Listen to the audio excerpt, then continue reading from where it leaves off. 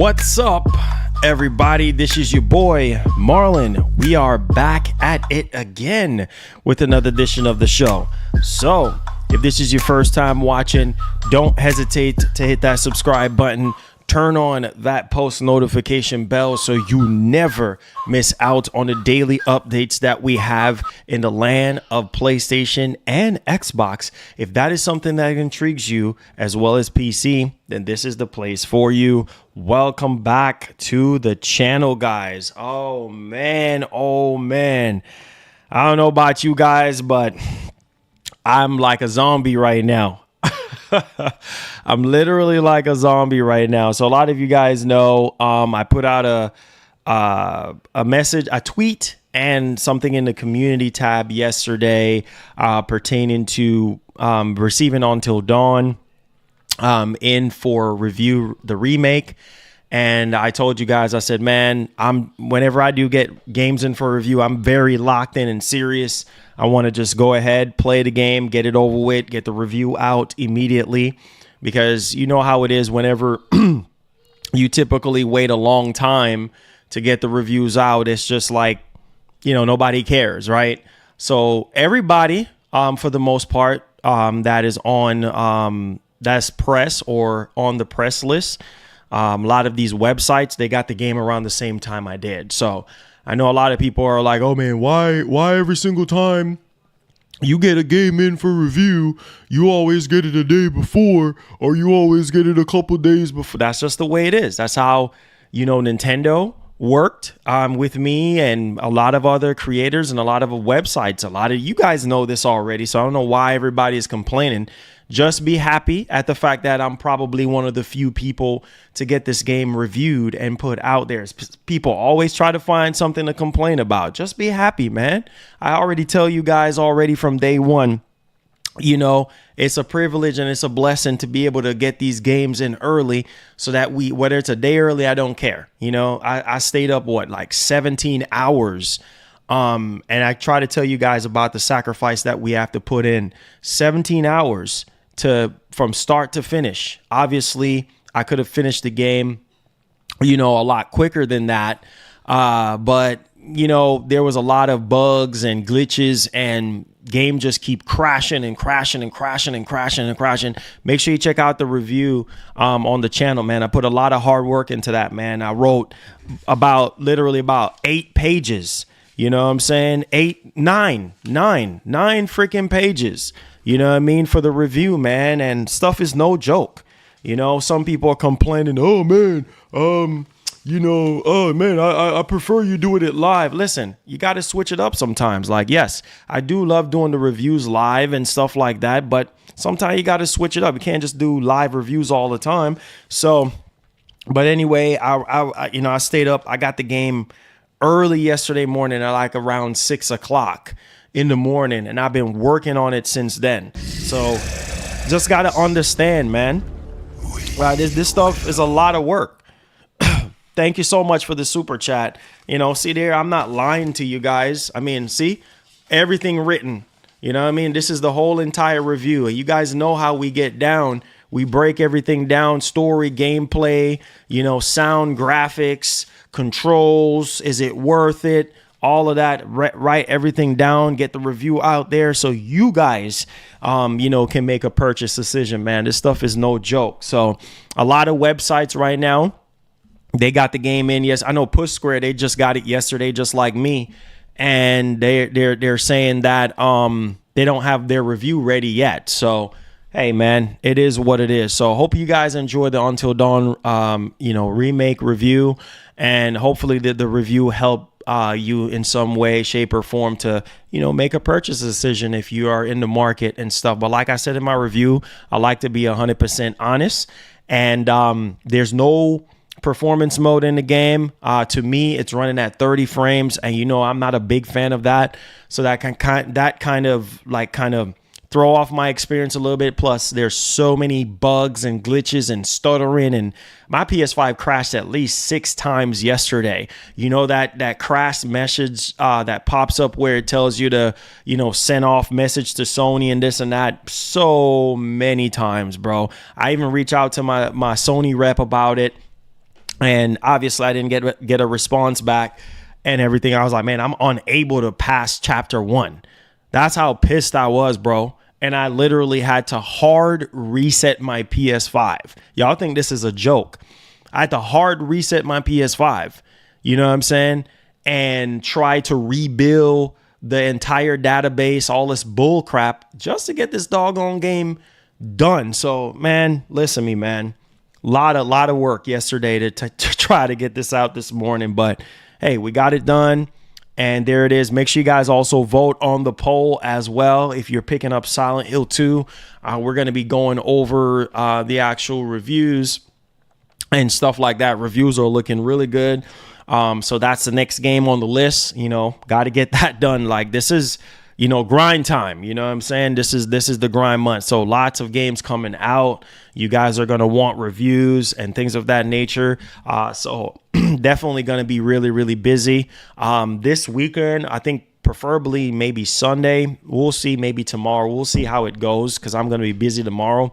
I will try to see if we can do a member stream, and then we'll do a giveaway for you guys. For those of you who are, you know, members only and things of that nature, we'll try to do the best that we can for you guys.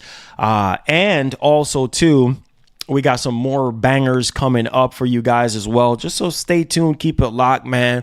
Thank you guys for y'all support and for y'all love, because without y'all support, we can't do these shows. You know what I'm saying? We can't do what we do here. So God bless everybody. Appreciate y'all time.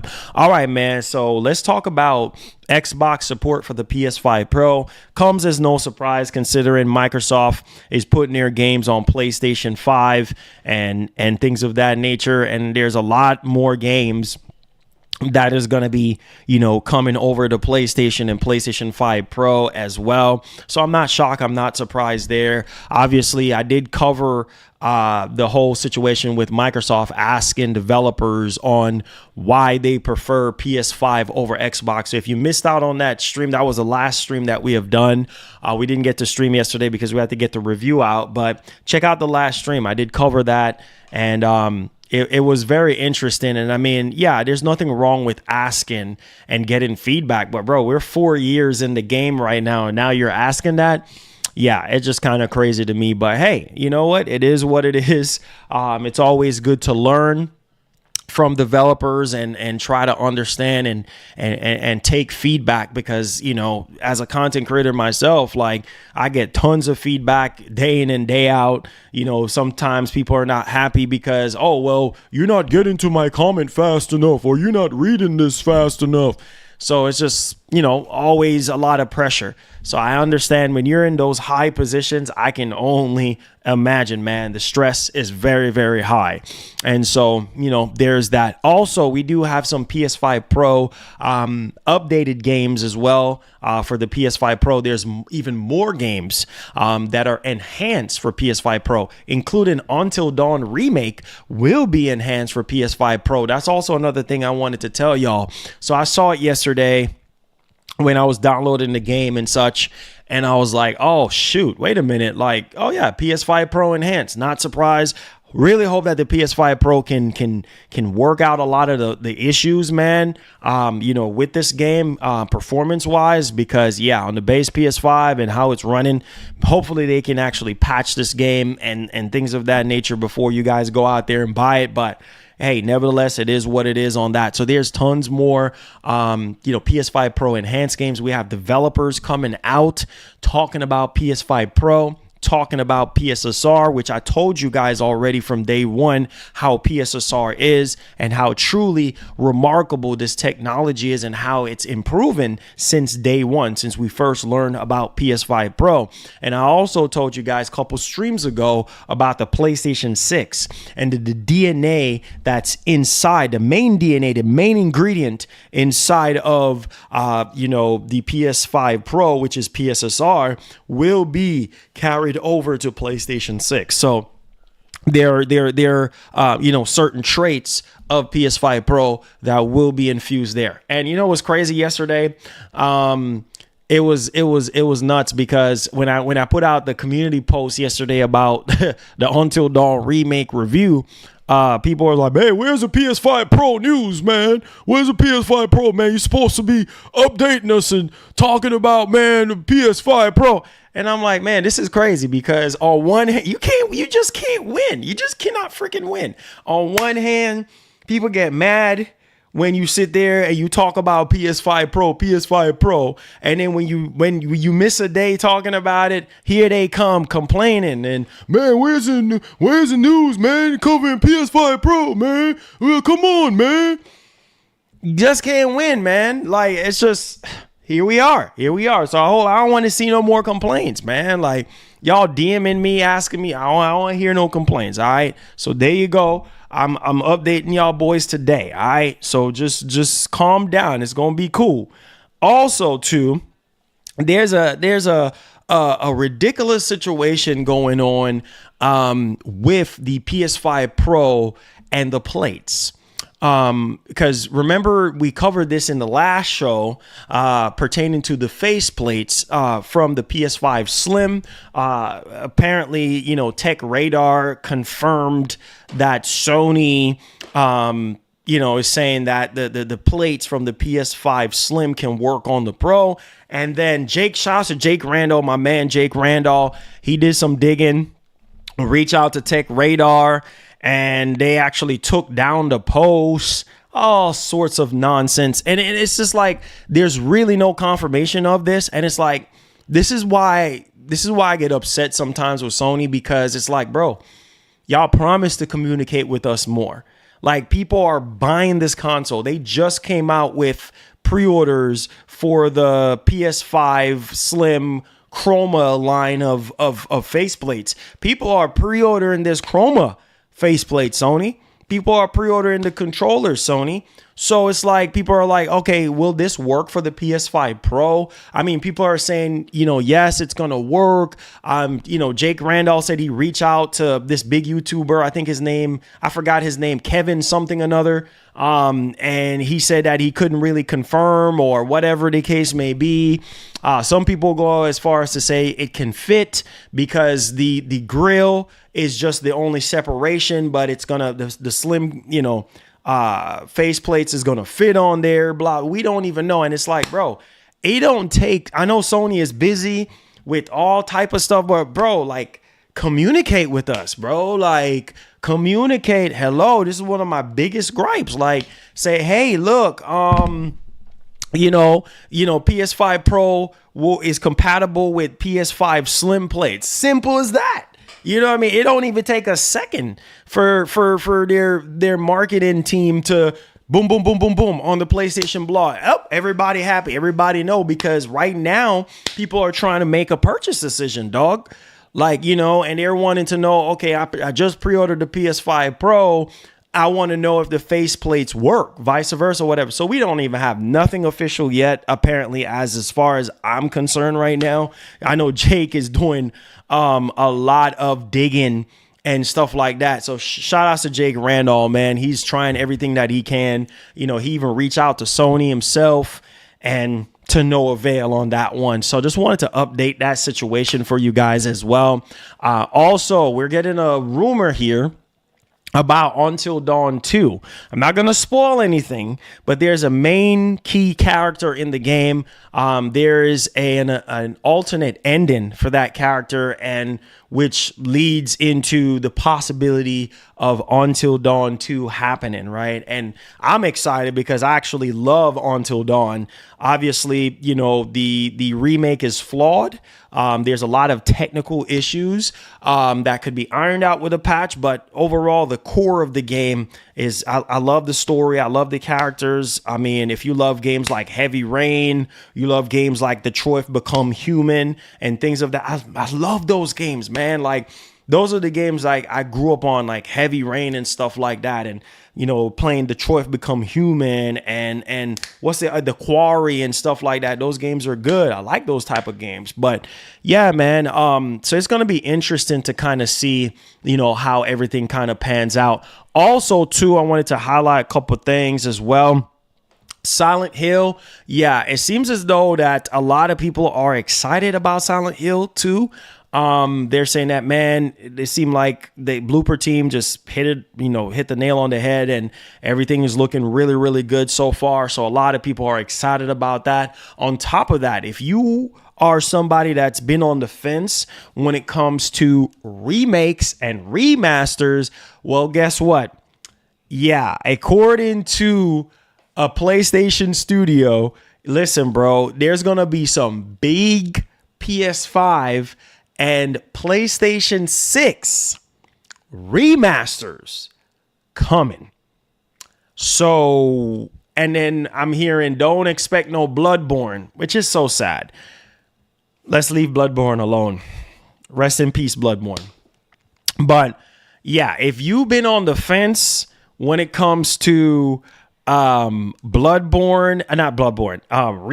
remasters and stuff like that, yeah, there's gonna be more. Are you surprised? No. I'm not surprised. I'm not surprised.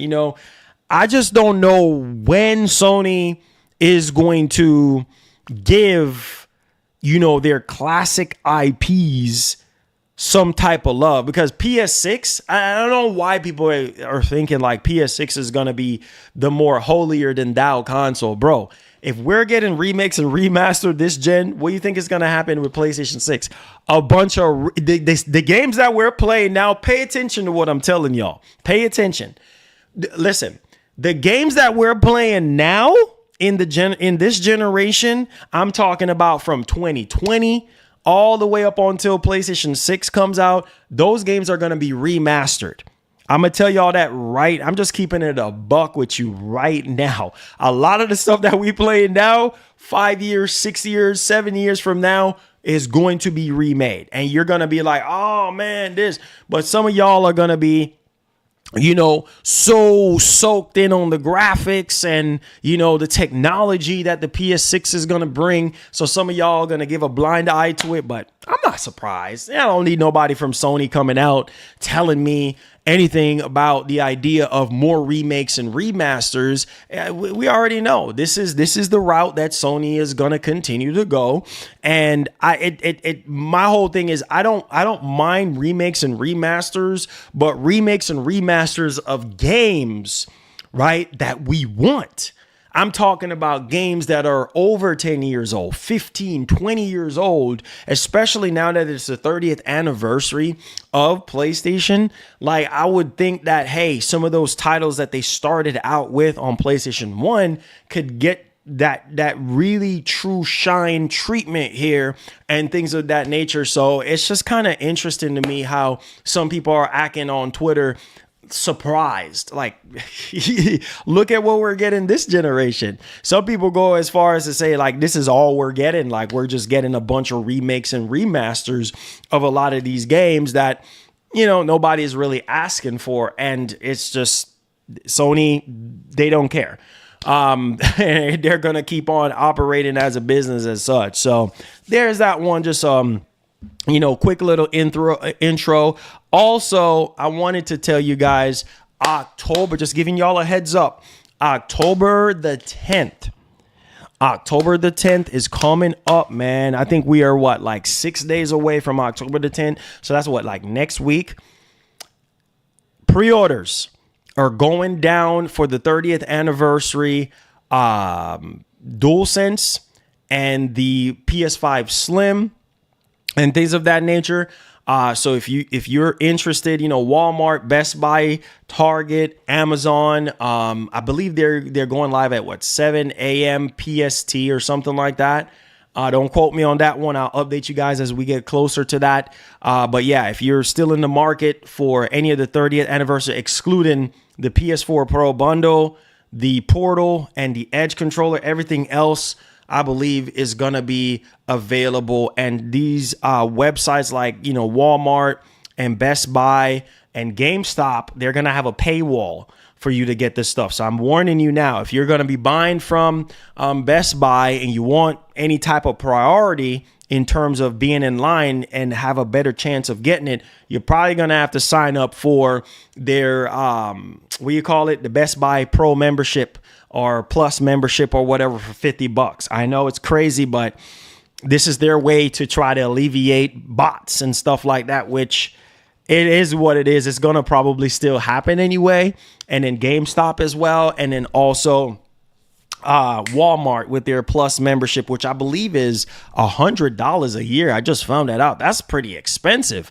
But hey, if you want the PS5 Slim 30th anniversary, is going to come with a price. And at least it's better than going on eBay and paying stupid scalper prices, because I mean, even on eBay right now, that mug is crazy, dog. I mean, obviously a lot of these posters are being taken down right now when it comes to the PS5 Pro, but they're still out there. Like, I mean, more than a dime a dozen. Like, there's a lot of posters out there. So just trying to give you guys a heads up on that one as well. All right, so without further ado, let's get right off into the main topic at hand. Please damage that like button and subscribe to the channel if you're brand new. Let's get it on, man. Let's keep our foot on the gas. So we're talking about the PS5 Pro once again, and we're also talking about Xbox and what they're doing. Now, I know a lot of you guys are not fans of Microsoft putting their games on PlayStation to begin with, but like I said, I told you guys, these companies are not in business to be your friend. They're in business to make money. So if you don't understand that, then I'm sorry, you're going to be in your feelings, because Microsoft had already said that, hey, they're going to continue to use Sony and use their ecosystem for more growth, more sales, and to make more money, considering that they made that big purchase of Activision Blizzard King. So they got to try to make up that money some way, somehow. I'm telling you one thing, though. I am excited about that Indiana Jones. And yes, I can't wait to play Indiana Jones. I'm telling you that right now. That's probably going to be one of those games that's going to take advantage of the PS5 Pro. So I'm not surprised that Microsoft wants to support the PS5 Pro. I know Sony has worked closely on some of these ports and stuff like that with Microsoft and their supported studios to try to get these games over to PS5 Pro. On top of that, that could very well, some of these, and a lot of people don't even understand, but hear me loudly and clearly when I tell you this, a lot of these Xbox ported games over to PlayStation 5 and PS5 Pro is going to help sell that Pro. I'm going to just tell you that right now, because I've already seen people saying, man, if this get ported over to PS5 and PS5 Pro, I'm buying the PS5 Pro if this game is going to look better than the Series X. I already see that. I already seen people saying that. So I'm telling you, Microsoft is smart, man. You see what I'm trying to tell y'all? Like, they don't need a Pro machine right now. They don't even need a Pro machine, because, listen, the PS5 Pro is their Pro machine, because they're putting their first party games on Sony's console, which is the PS5 Pro. Why would you need to come out with a Xbox Series X Elite Pro for? Why? Shoot, when you're coming out with another one 2 years from now, who needs a Pro machine when you're putting your games on your rival's platform, and your game is going to really shine on your rival's console? You see what I'm saying? So Microsoft is smart. They are smart. This is about business. This is not about your feelings. You see what I'm saying? So, hey, the more you understand that, the better it is going to be for you. All right. So let's dive right off into this, man. So get out your feelings. Some of y'all are big mad on X right now. Oh, man, Microsoft, how could you? How could you, Microsoft? How could you support the PS5 Pro? PS5 Pro ain't worth it, dog. It ain't worth it. What? How could you do this to us, Microsoft? Calm down, buddy. Relax. It's business. All right. Get out your feelings. All right, so here we go. All right, hit that like button, hit that share button for your boy. So this has come from PlayStationLifestyle.net. It says right here that PS5 Pro will be supported by some Xbox studios. It says, ever since Sony officially announced the PS5 Pro, players have been wondering if the console will be supported by Xbox Game Studios. Microsoft has acquired a large number of multi-platform developers who previously supported the PS4 Pro. So it's a legitimate question, and we've received our first answer. So Xbox Studio Blizzard will release a PS5 Pro patch for Diablo 4. So are you surprised? I'm not surprised, bro. This is not a surprise. I already knew this was gonna happen. You know what I'm saying? And guess what? There's gonna be more and more games to come. It says that Diablo franchise general manager Rod Ferguson I remember Rod Ferguson from like Gears. You know, you guys remember Rod Ferguson from Gears of War has confirmed that Diablo 4 and the Vessel of Hatred expansion will be both the PS5 Pro Enhance. All right. And also his statement came in response to a fan question on X. And his tweet implies that Blizzard has been working behind the scenes to enhance the game for Sony's upcoming hardware. Are you surprised? There's going to be plenty more Blizzard games. There's going to be, can you imagine a lot of these bigger first party Xbox games, bro? They're going to get enhanced for PS5 Pro. So you might be saying right now, oh man, PS5 Pro ain't worth it. Yeah, when you start seeing these Xbox IPs, these bigger Xbox IPs shining and looking better on the PS5 Pro, you're probably going to want to pick up a PS5 Pro once you start seeing these games, especially these Xbox first party games on the console. So yeah, this is just a tip of the iceberg and things of that nature. So yeah, Rod Ferguson, put out a tweet. It says, he said he'd been getting a lot of question for quite a bit recently, and I'm happy to say that Diablo 4 and the Vessel of Hatred will indeed be PS5 Pro Enhanced. Very proud of our hard-working team to make this happen. More details at a later date. So yeah, are you surprised? I'm not surprised. And also, people have been speculating that Call of Duty Black Ops 6 will be also getting the PS5 Pro Enhanced. So we'll likely see a patch for that. I think that's safe to say that we're going to probably get a patch for Black Ops 6. Come on, why not? I mean, Microsoft will be crazy, and that could, give the PS5 Pro could, give a lot of people that edge in terms of like, oh shoot, it's PS5 Pro Enhanced. Let me pick it up on PS5 just so, if the enhancements are good and things of that nature. So it's a win-win situation across the board, man, whenever you think about it, because games like the next Doom, that's going to be on PS5 and PS5 Pro.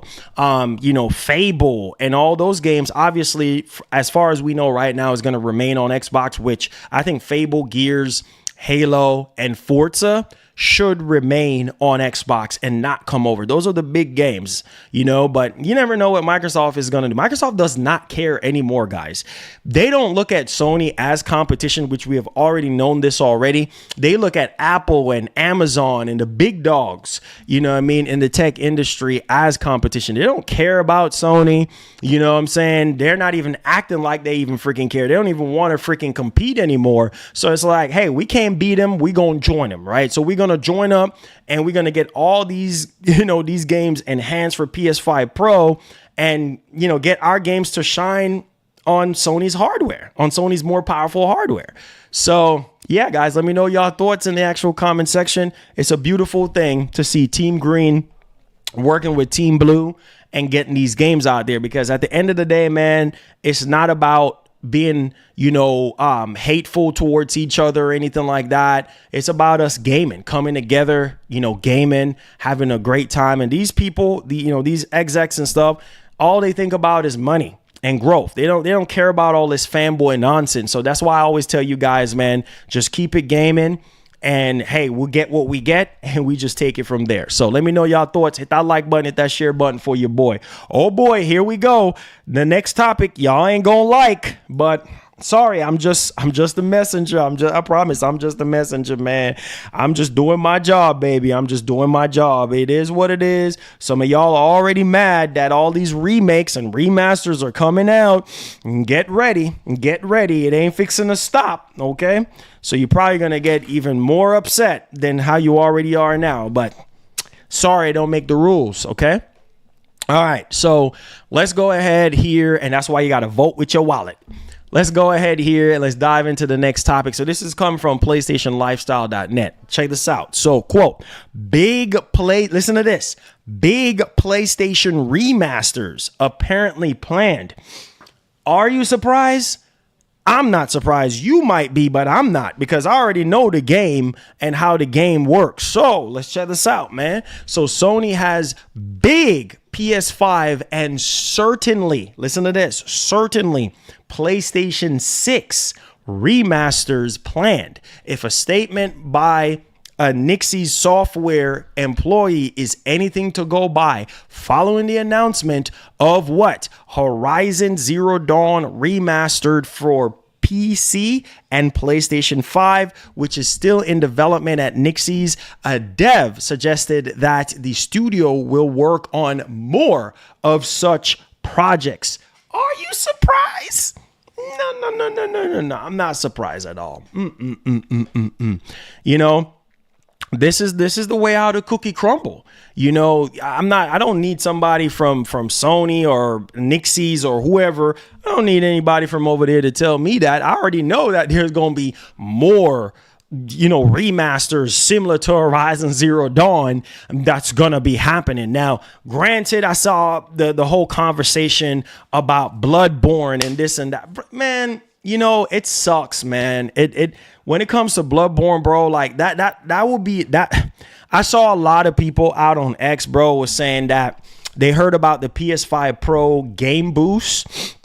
You know, similar to how, you know, the PS4, you know, handle game boosts and stuff like that. I mean, not PS4, but the PS5, how the base PS5 handled, you know, game boosts for, you know, PS4 games and such, but the PS5 Pro, you know, will add some more details to the games and make them look better and play better frame rate wise. So I saw some people on X like, man, if the PS5 Pro can somehow run Bloodborne at 60 and make it look better, I will buy a PS5 Pro. Keep on dreaming, brother, because guess what? It ain't happening. It's just not happening. All these hopes and dreams of having Bloodborne. It's the same thing I keep telling y'all about Killzone and Killzone and Resistance and Infamous and Sly Cooper and all these friggin' games that we've been talking about, that I've been talking about day in and day out. And I've given up on those games. MotorStorm, Warhawk. That was when Sony was Sony, bro. And not happening, bro. I talk about those games until I can't talk about them anymore, because truth is they're not gonna happen. You know what I mean? Like, those were the good old days of Sony, and when Sony really wanted to lock in and really cared about the IPs. They got way too many classic IPs, bro, and they sitting on their bag, especially Infamous. Y'all crazy? Do you know what an Infamous would do in today's time? The original Infamous 1 and 2, stop playing. Do an Infamous 1 and 2 remake, build from the ground up for PlayStation 5 and PlayStation 5 Pro. Woo! Man, that would have been so good, because some of y'all don't even remember the original Infamous 1 and 2. You see what I'm saying? Some of y'all don't even remember Killzone. When I talk about Killzone, it's like I'm talking French. Some of y'all don't even know what Resistance is, or never even played Resistance. You know, Siphon Filter, games like that, bro, like SOCOM, hello. It's just not gonna happen. And you know, all right, you're not doing it on PS5. What about PlayStation 6? Get these games, bro. We talk about these games all the time. It's so frustrating, dog. Like, we talk about all these doggone games, you know, that we want follow-ups on. Oh, it ain't gonna sell well. What are you talking about? It ain't gonna sell well, bro. When you doing all these remakes and remasters for games that came out like 5 years ago, 4 years ago, right? And those games are selling pretty well. So can you imagine if you do a classic? Look at Capcom remaking stuff from over 20 years ago, you know, 15 years ago, and making bank, selling 10, 15 million copies. Do not waste my time and tell me no nonsense in my ears about, oh, you know, nobody cares about nostalgia. Look at what happened with the 30th anniversary collection stuff. You know what I mean? PS5 Pro bundle, gone. You see what I'm saying? All these friggin' accessories gone. Don't tell me no nostalgia don't sell. Get out of here with that nonsense. You know doggone well, don't let nobody gas you up and tell you that nostalgia does not sell. It does, bro. It does, because people remember the good old days, bro. And if they will tap in and give us what we're asking for, man, it will be a whole different ball game. Because you got the games. You acting like you don't have the games. You do, bro. So stop wasting our time. It baffles me, bro, because it's like these companies, like, they seem like they're running out of ideas. Oh, we ain't got no new IPs. We running out. What? Running out of? You crazy in your brains? You sitting on your you sitting on masterpieces, bro? You own all these IPs, man, bro. I am telling you right now, we get a Bloodborne. Can you imagine if Sony comes out and be like, listen, we hear you. We working on a Bloodborne for PS5 and PS5 Pro. Build from the ground. Man, I'm not asking you. I'm telling you that would do at least 10 million copies. Easy. I'm not asking you. I'm telling you. You understand? Especially with the PS5 Pro coming out.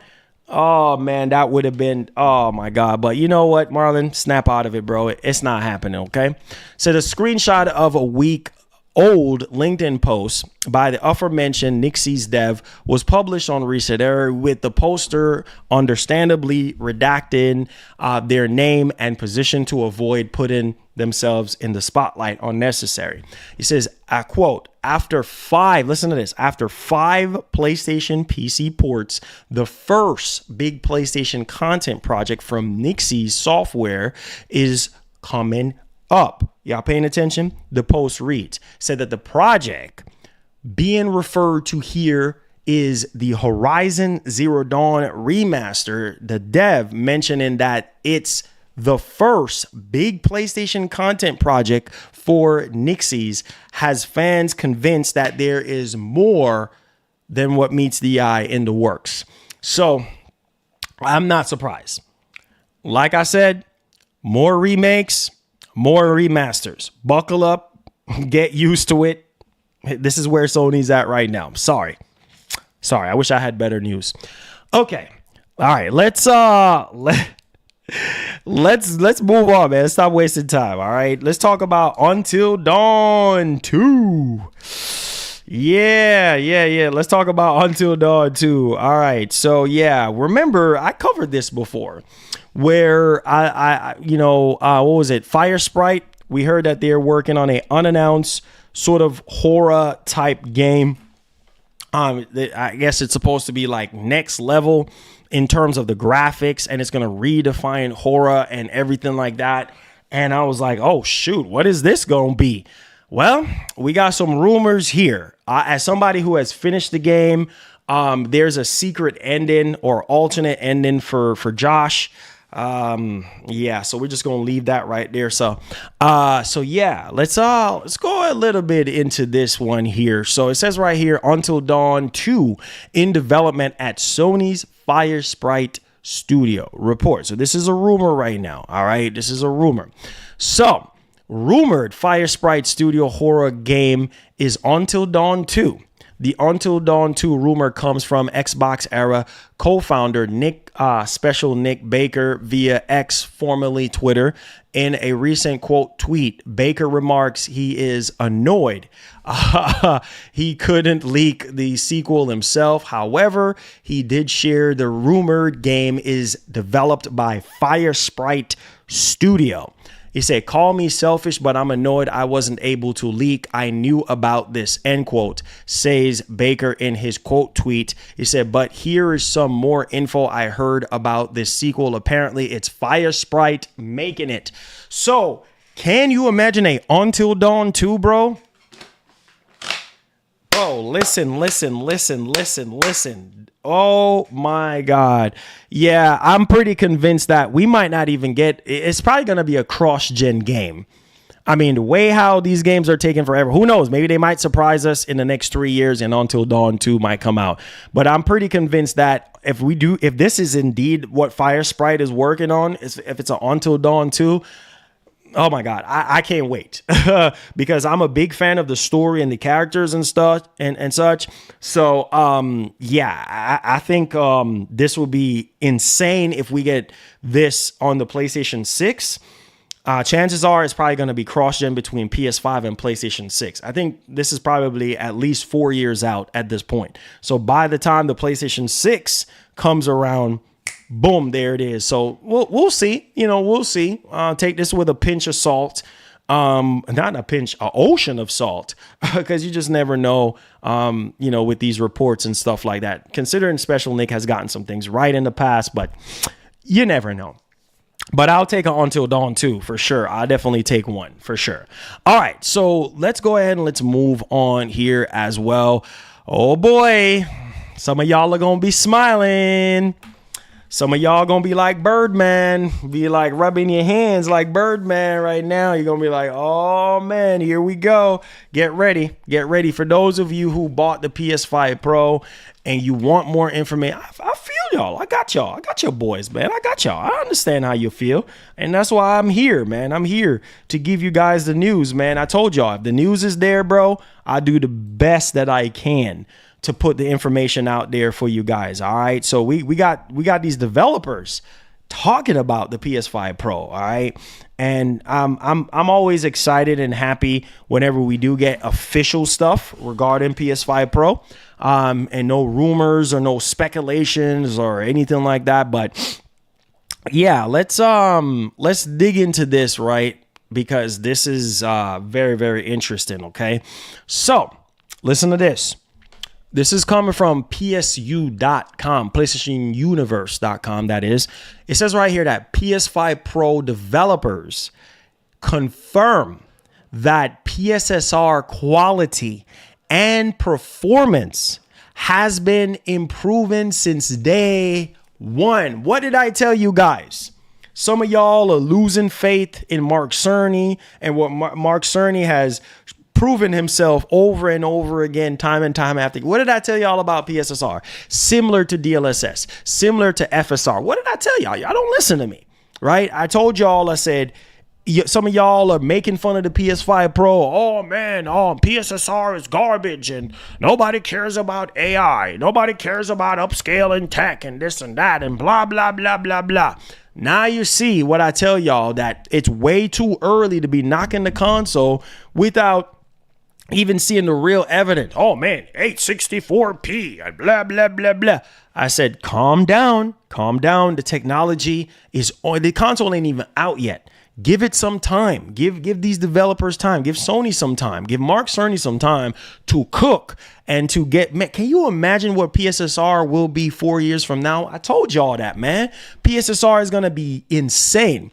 A year from now, by the time GTA 6 comes out, oh man, it's real. GTA 6 is really going to shine on the Pro with PSSR. I told y'all that PSSR will, you hear it right here first, will do the heavy lifting with the more heavy, CPU complex intensive games like GTA 6.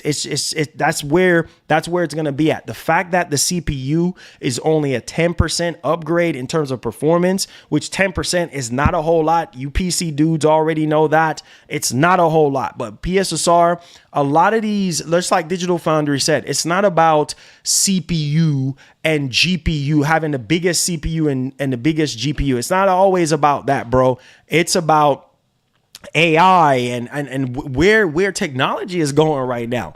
You know what I'm saying? So if you can alleviate a lot of the pressure and a lot of the strain off of a CPU or off of a GPU, depending on the task that you're running, that's awesome, because that frees up the GPU to even do even more stuff. And we have seen it with the PS5 Pro already, right? How, the PSSR is actually freeing up a lot of resources within the PS5 Pro to allow these games to even run at higher resolutions and higher frame rates and things of that nature. I'm telling y'all, this is just the tip of the iceberg. So let's go ahead and let's dig into this one. It says a new Digital Foundry video scrutinizing the PlayStation 5 Pro. So the performance of The Last of Us Part 2 on PS5 Pro has revealed that developers have confirmed to them. Listen to this. Developers have confirmed to Digital Foundry that PSSR has already seen improvements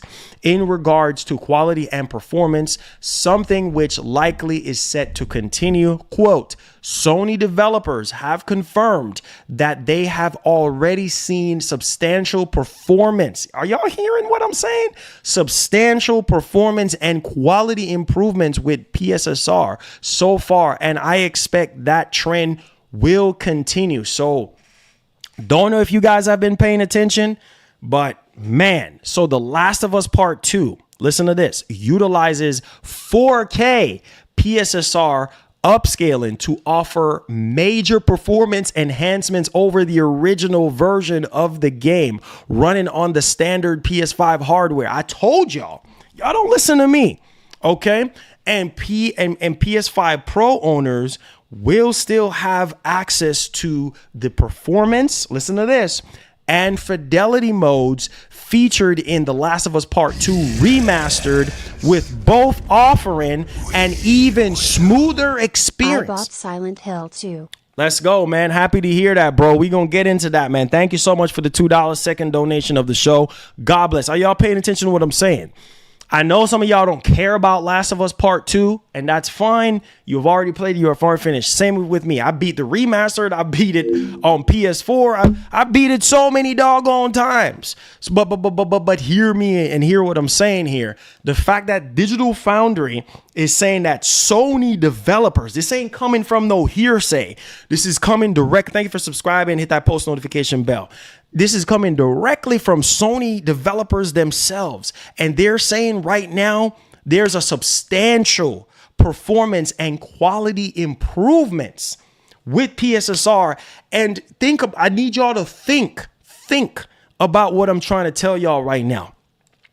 Think about the games right now that are not running very well on the base PS5, right? And think about PSSR and think about how that technology is going to help get you even more performance, right? You know, improve the image, improve the frame rate, right? And give you much more. That's what I want. That's one of my biggest complaints with the base PS5. And bro, listen to me. When I was playing Until Dawn Remake, yesterday, thank you to PlayStation for sending over the game. When I was playing that game yesterday, bro, listen, man, I was looking at the base PS5 and I'm like, man, wow, the graphics is insane. And I'm like, man, this looks really good. Obviously, it has its issues of glitching and having all type of stuff going on. But you look at the characters, man, I'm like, wow, Unreal Engine 5. I'm like, wow, this is on base PS5. Can you imagine on the Pro? The Pro version of Until Dawn Remake, once they patch it and fix everything, and with PSSR, man, I can't. And Space Marine, I'm waiting on Space Marine right now. I'm not rushing Space Marine because I want to play the best version possible. Yes, right now it's the Series X. I don't have a Series X. I'm waiting on that Pro, and man. Yo, listen, from what we're hearing from other developers in the industry right now, bro, like the PS5 Pro having that PSSR natively within the console, and some of these developers are saying that they don't even have to patch the game. Like PSSR can just do the heavy lifting for them. That's insane. And that's what I'm trying to tell y'all. So the more CPU intensive games like Space Marine 2, GTA 6, and all these other games that rely more on CPU will have a chance to breathe on the PS5 Pro with PSSR. Not so much on the CPU, because we already know that there's a bottleneck going on there. But even though you still have a 10% window to kind of crank out a little bit more juice out of the CPU that wasn't there before. But man, this is exciting. So let me finish reading this last part, and then I'm going to show y'all some stuff that's being shown off on Twitter here. So it says, right, let me read it again. It says that right here, The Last of Us Part 2 utilizes 4K PSSR upscaling to offer major performance enhancements over the original version of the game running on the standard PS5 hardware. It says PS5 Pro owners will still have access to the performance and the fidelity modes featured in The Last of Us Part 2 Remastered, with both offering an even smoother experience than players would see on the original PS5, as well as an increased frame rate, providing your display supports it. So stop right there. That is it. Pay attention to what I'm saying. This has come from Digital Foundry, so pay attention. Listen. I told y'all boys, man. I told y'all boys, right? If you, whether it's PC, because PC ain't cheap. Gaming ain't cheap. I told y'all boys, I said, if you're in the market right now for a PS5 Pro, or you're going to go build a mid to high end PC, you need a proper TV or monitor to go with it. Listen, pay attention to what I'm telling you right now. Listen. For those of you who saw my community post yesterday, pay attention. You saw me took a picture of my monitor, my 4K. No, I'm not sponsored by Asus. I'm just trying to help y'all. My Asus, the monitor you saw me bought, the monitor that you saw me review, the Asus PG32 CDUM monitor, 4K, 240 hertz refresh rate, 2 HDMI 2.1 ports, OLED, quantum dot. Oh my God. When I was playing Until Dawn last night, when it was pitch black in the office, you have no idea. You have no idea how amazing it looked. Like, there's certain parts of the game where you have to have a fire torch, and you could see the brightness of the fire, because obviously this goes up to 1,000 nits brightness in HDR. Listen to me and listen to me carefully right now. If you are buying a PS5 Pro or any high-end PC, treat yourself to a monitor, a good monitor, or a good TV. You gonna thank me later. You don't believe me? I have videos on my PS5 saved. I even took pictures on my phone. I was blown away by how the OLED technology and by how the quantum dot technology uplifted the imagery of the game. Y'all hearing what I'm telling y'all right now. So it is going to make a difference. If you don't have the proper TV, similar to what they're saying right now, you ain't gonna see no difference.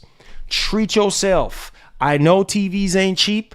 I know monitors ain't cheap, especially the high-end monitors. Take it from me. Take my foolish advice. Don't let nobody tell you no rubbish. You need a proper monitor to go with this Pro purchase. Sorry, I don't make the rules, but if you're going to spend $700, if you're going to spend $2,000, $1,500, $3,000 on a PC, treat yourself to a proper monitor. See this monitor here? I don't even have to get another 4K monitor. This is probably the best 4K monitor I've ever had in my entire life. When I tell you that this monitor right here makes my PS5 shine, I mean, oh, God have mercy.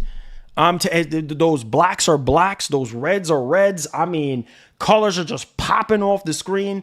Wait until when we get the PS5 Pro in the office, and I'm going to show y'all what I'm talking about.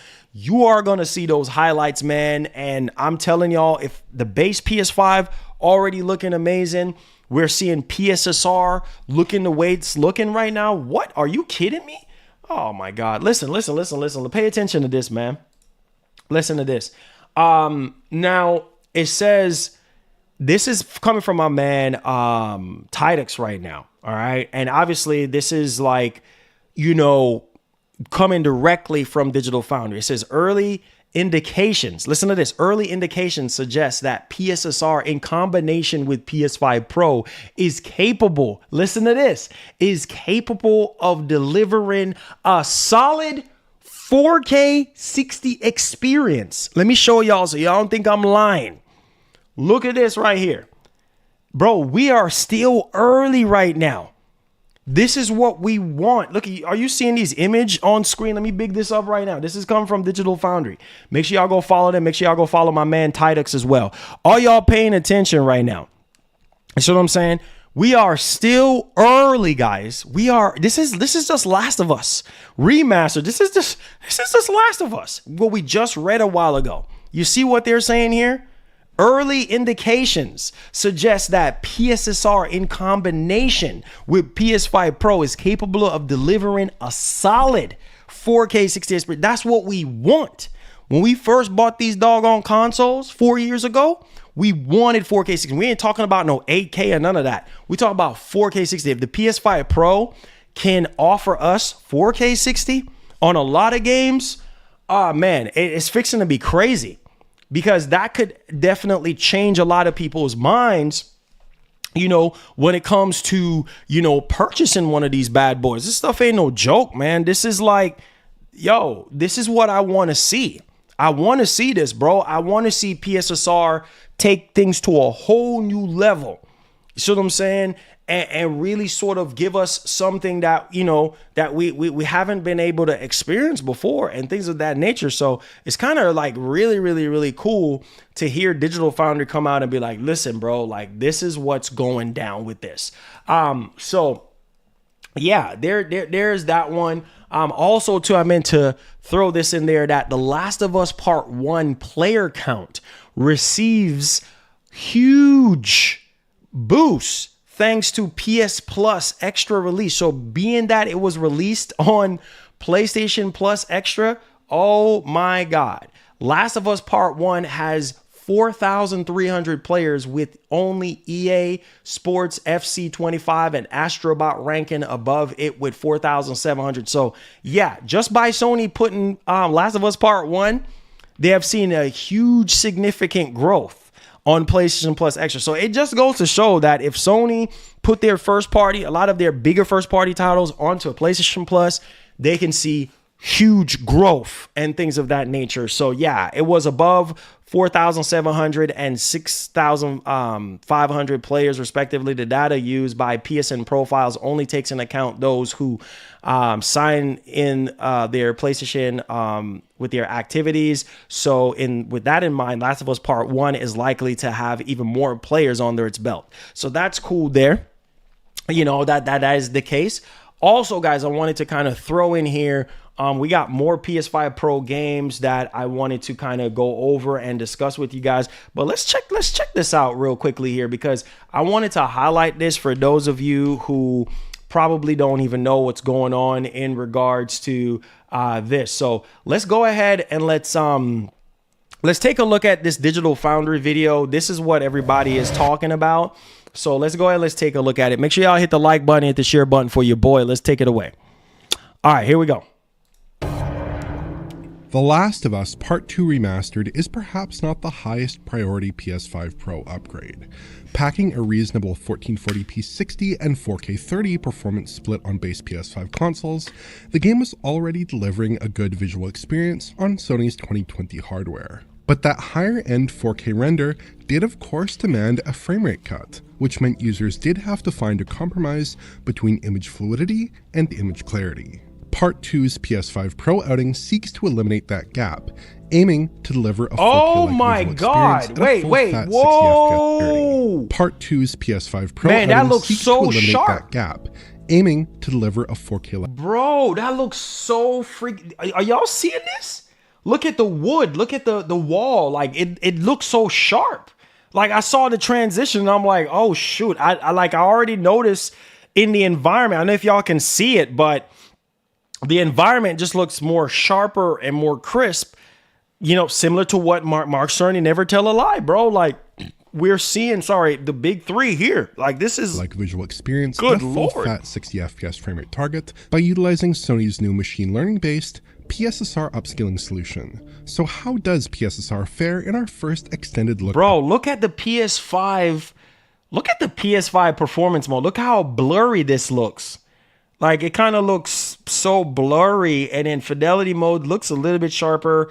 PS5 Pro. Let me come down here so you guys can actually see.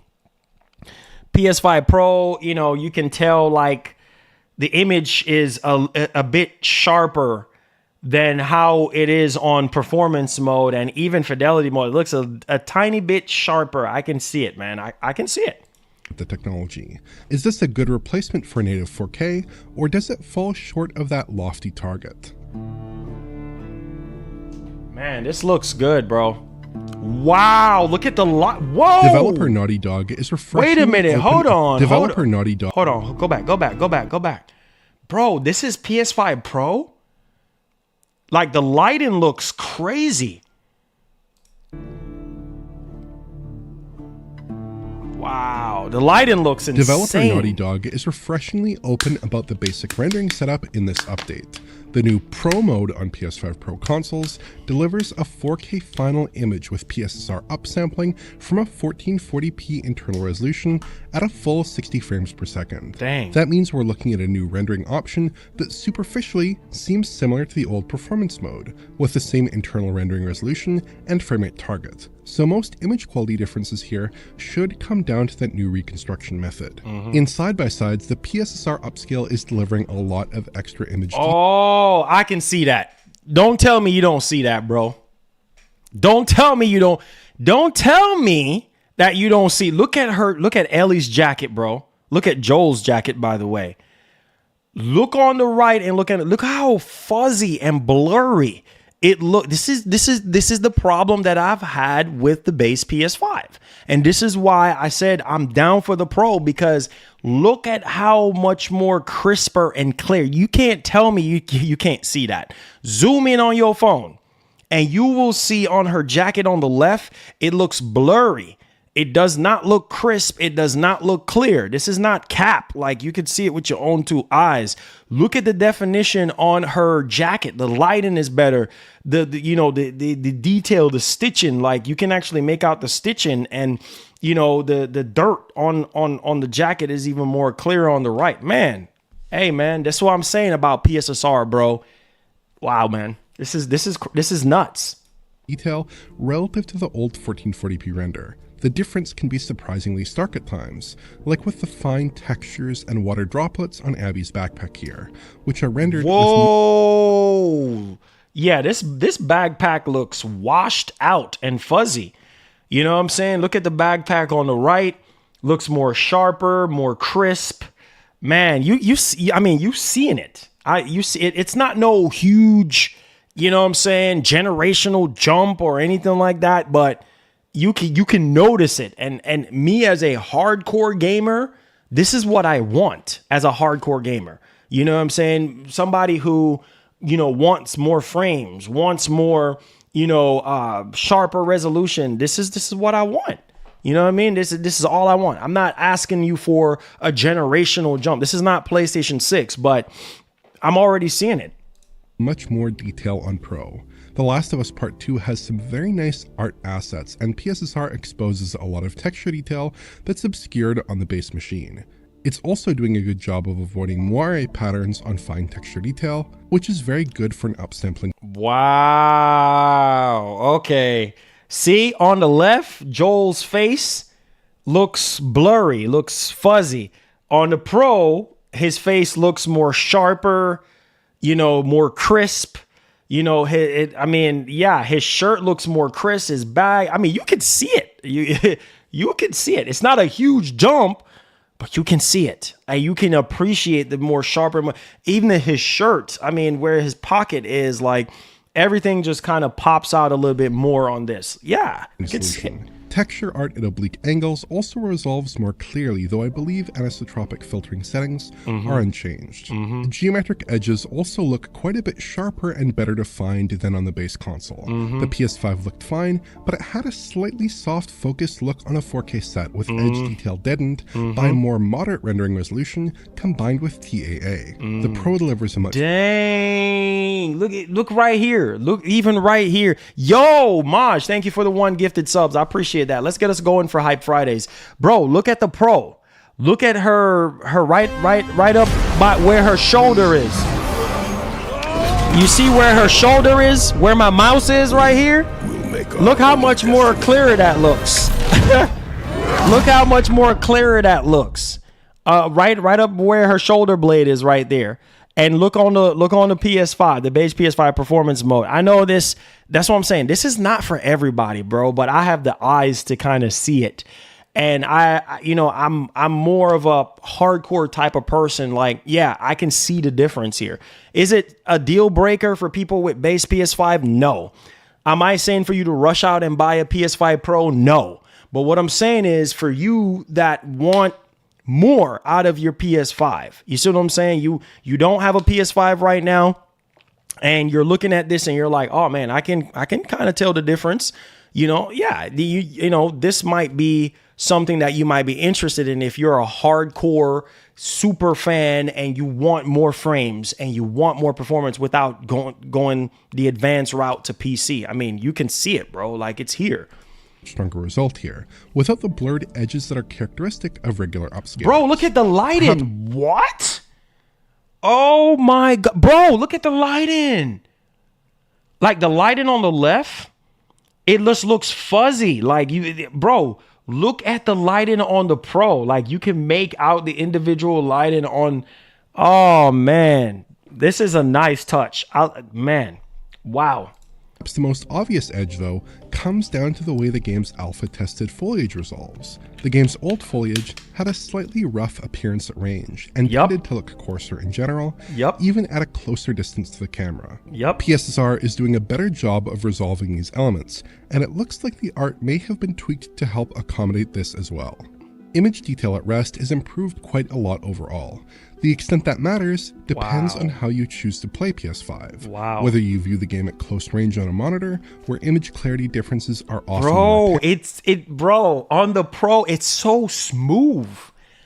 Oh my, I gotta replay Last of Us now. I have to replay. Bro, this runs so smooth on the Pro. Like, let's go back. Whether you view the game at close range on a monitor, God dang, that's butter. Are often more apparent, or at a far distance on a TV, where sometimes they can seem more subdued.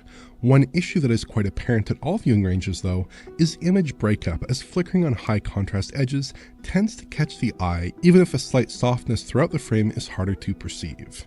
Here the Pro delivers pretty solid results. Pushing forward through the scene tends to cause quite a lot. Bro, look at that washed out mess on the left, and look at the ground, look at the bricks, and look at the vegetations. Like, it just looks more sharper and more crisp. Like, again, not a huge difference. Again, not enough to say for you to go out there and spend $700. But for those of you who can swing that high, for those of you who don't have a PS5, just look at this, man, and make a decision. Like, this is early.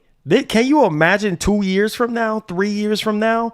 Oh my Jesus, bro. Image breakup on the regular console, as you can observe the appearance of aliasing over many frames. But the Pro is substantially better. Foliage in particular sees a big bump. Substantially better. Upscale artifacts and a bit of blur, proving preferable to the aliasing that was dominant before. Wow. In some instances, we find similar breakup across both machines, like with the strings here, but PS5 Pro is typically giving us a lot more image detail as a trade-off. Wow. Other typical pain points for temporal AA techniques tend to fare reasonably well here. Hair appears a bit less dithered, and resolves with more detail. Screen space reflections often appear more temporally stable here and coherent, though I did note a small visual bug in this scene, and puddles sometimes reveal additional checkerboard-like SSR artifacts on Pro.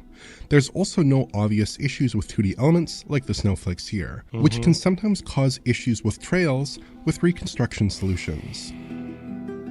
My God. You can see it, bro. You can see it. The comparison with performance mode perhaps flatters the Pro a little bit, because the baseline expectation is that the Pro should be delivering a better... Bro, look at Abby. Look how she... I mean, you could see it's not sharp. it's just not. And I like, my eyes is just like, look on the right.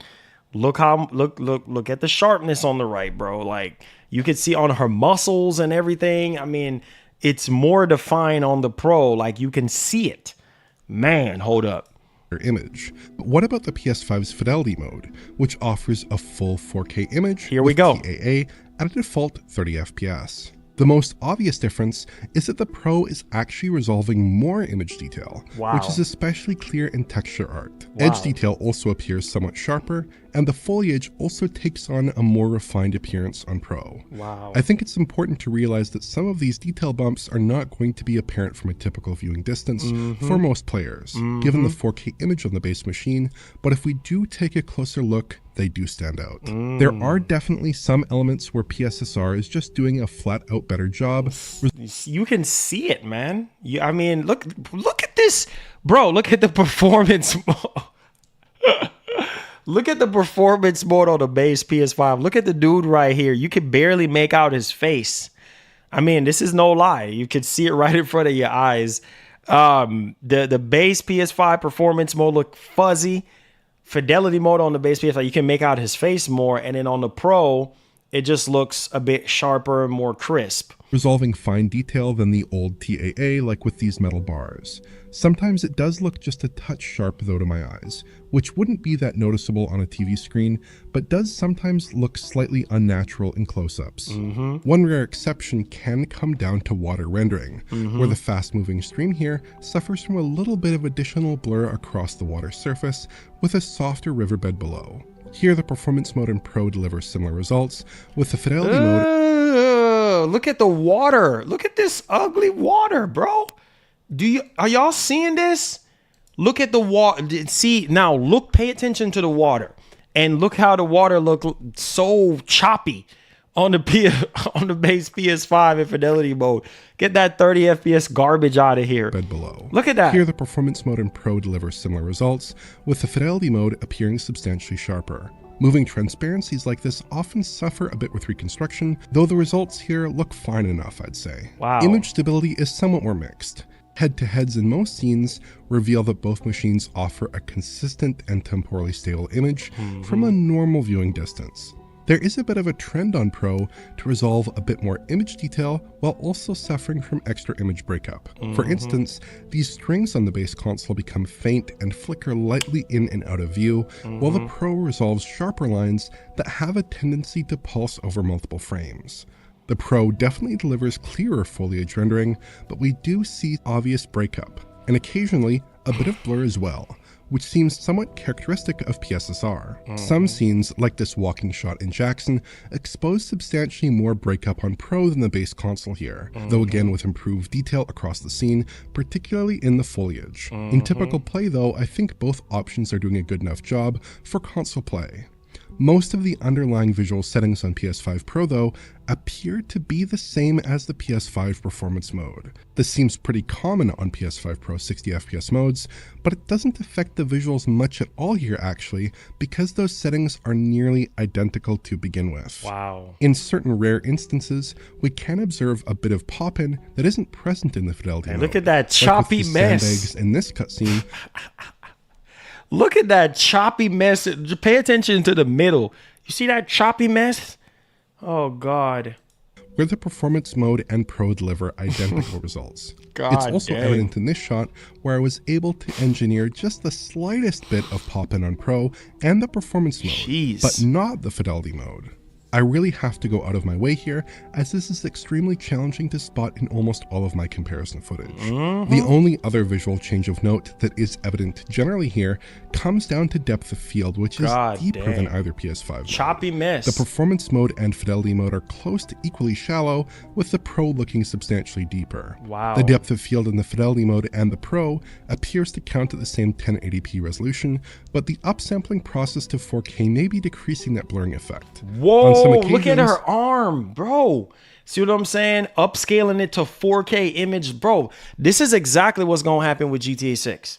GTA 6, for all we know, might run at 1080p, 60 with upscale image to 4K. I'm telling you, right now, prepare yourself. You know what I'm saying? Prepare yourself. That might very well, or it might be 1440p or dynamic 1440p on the base PS5 and then upscale to 4K on PS5 Pro. I'm telling y'all, just looking at this, it gives me an idea of what PSSR is going to be able to do. Look at her arm on the PS5 Pro. You can see the hair on her arm, and you could see like on the base PS. Look how ugly that looks.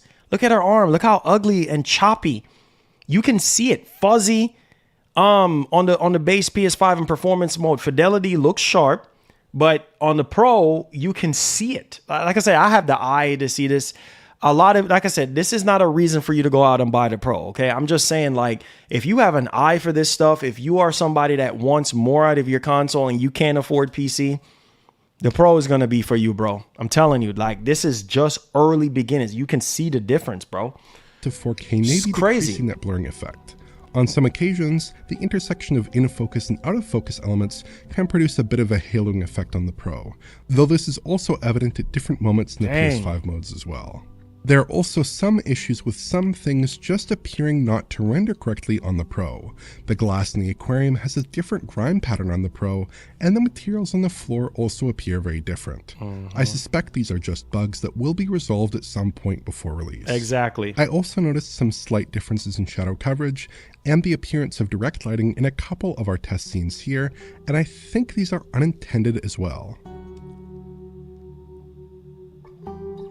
Man. Perhaps the most interesting point of comparison Wow. for Sony's new upsampling solution is going. This part right here is probably one of the best parts of the game. I can't wait to play this part on the Pro and just appreciate the extra, you know what I mean, the extra touches on it. You know what I mean? When it comes to the Pro and then playing on an OLED monitor. Oh my God.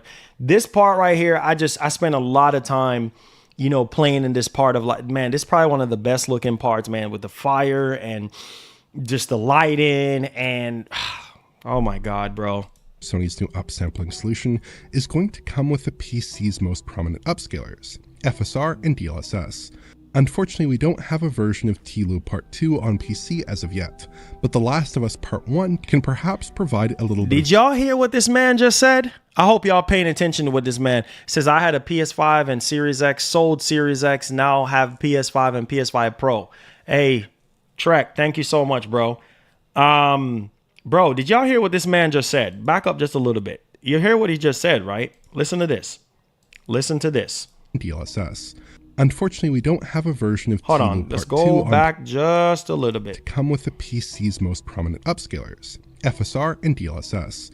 Unfortunately, we don't have a version of TLOO Part 2 on PC as of yet, but The Last of Us Part 1 can perhaps provide a little bit of context here. These aren't one-to-one comparisons then, which is important to keep in mind, though it is running on essentially the same engine and has similar game content. Relative to AMD's FSR 3, I think the merits of PSSR... Bro, look at this. Wow. Have a nice one, Marlon. I only played the first half of TLOO 2. Looking forward to finish it playing on the Pro. Hey, Patrick, thank you so much for the $5.99, my brother. God bless, man. Yeah, I've finished all the Last of Us games, but look how they're comparing PC 4K FSR 3 performance and PC 4K FSR 3 quality and PS5 Pro. Look at that, man. You see what I was trying to tell y'all? You see what I was trying to tell y'all this whole time? The PS5 Pro is the line between the console gamer and going over to full PC. PC is not going to be for everybody. PS5 Pro is not going to be for everybody, but PS5 Pro is where you get PC-like performance. You see what I'm saying? Like, the fact that he's showing you like these upscaling technology on PC right now, which is FSR 3, and comparing it to a console, that's insane.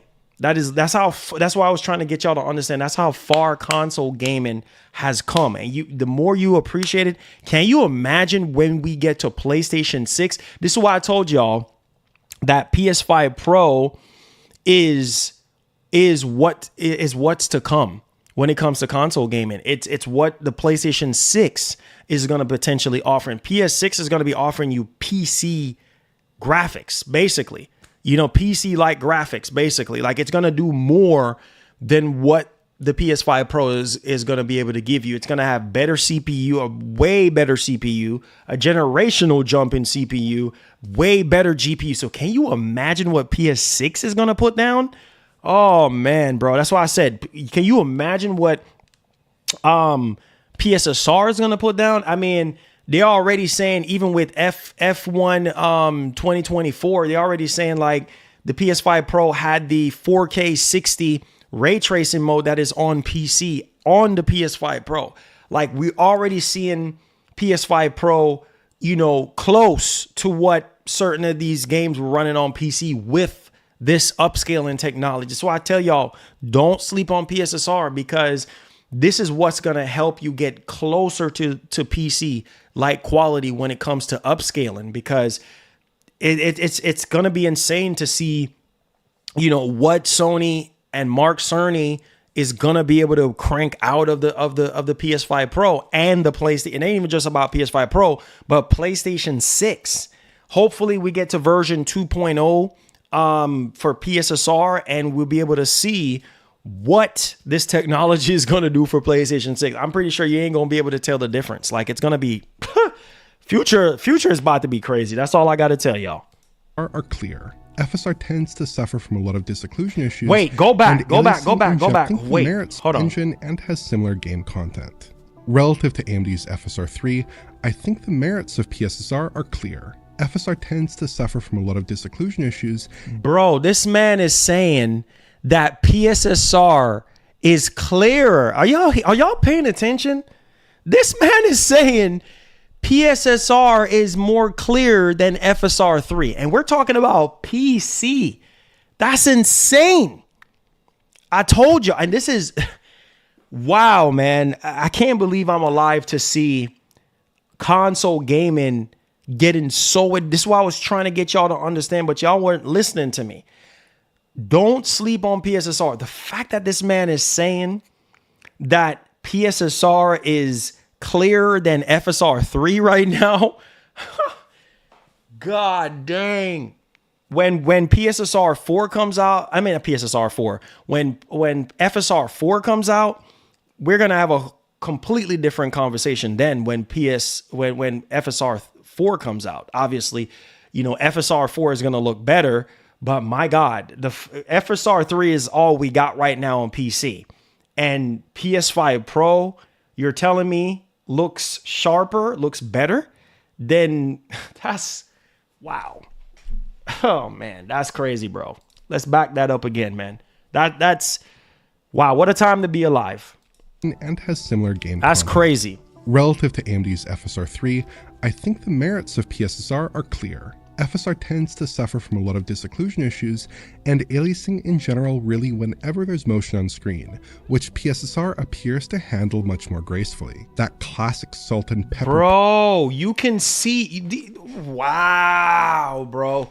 Y'all tell me you don't see the difference here. Bro, this man got PC right next to a console. This is nuts. You can see it, bro, with your own two eyes. Like, you look at PC 4K FSR performance. Look how fuzzy that looks. Look at quality. Quality on FSR 3 looks sharper, right? More crisp. And then look at the PS5 Pro. That's insane. That's $700, bro. $700. $700 console doing this. So can you imagine what the next Xbox is going to do? Can you imagine what PlayStation 6 is going to? Man, I don't think y'all ready, man. I don't even think y'all boys realize what's going on here, bro. We're getting closer and closer, guys. We're getting closer and closer. It's happening right in front of your eyes. Pattern of disocclusion fizzle is absent on the Pro, and the image in general looks more stable over multiple frames, even with the same base resolution here. I suspect that in most titles, the difference between FSR and PSSR will favor the latter, given the kinds of issues we've seen with FSR 2. Bro, you could look at the tree, guys. Hold on. I just want y'all to look how choppy this looks.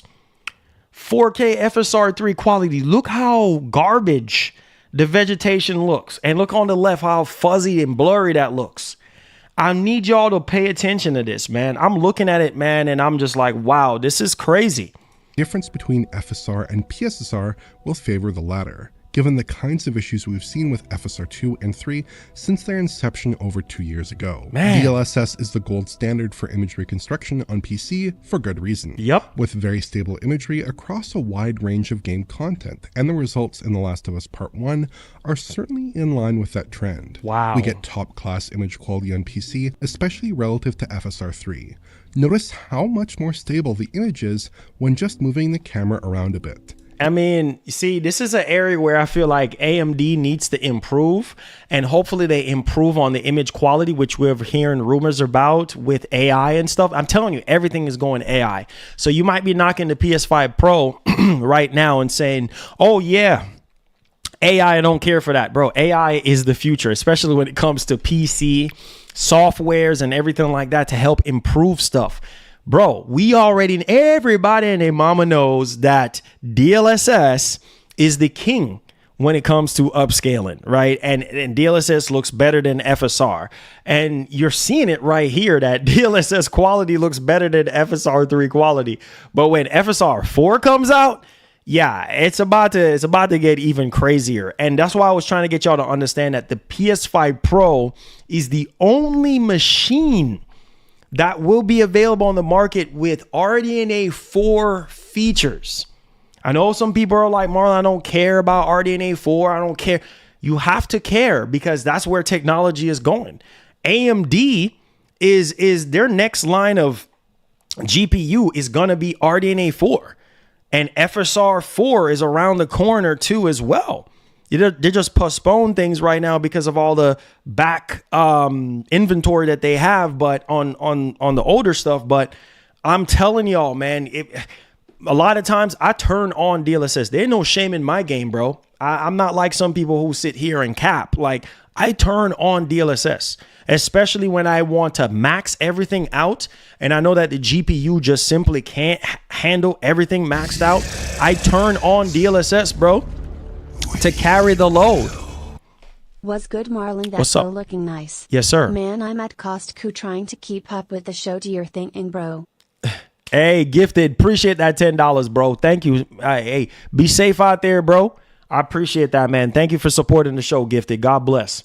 It can be a night and day difference. PSSR tends to present with a bit of extra image breakup on geometric edges and foliage in comparison to DLSS, it seems, at least in this early incarnation here. PSSR's infancy is key, though, as DLSS has had nearly 6 years of in-the-wild deployment. Wow, bro, this is nuts.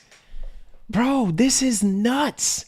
Are y'all looking at the screen? Yo, Maj, thank you for the 1 gifted subs. Keeping the show alive. Thank you with the gifted subs. I appreciate that. Are you guys seeing what's going on here? We'll make our own destiny. Bro, look at. Thank you so much, bro. Thank you so much, Maj. Look at bro. Look at this. Bro, you got PC 4K DLSS quality, PC 4K DLSS performance.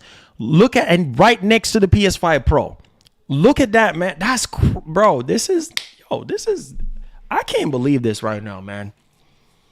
You can see the PS5 Pro version, like, it's there. It's right in your face. Like, wow, man. Technology, bro. Oh, Jesus.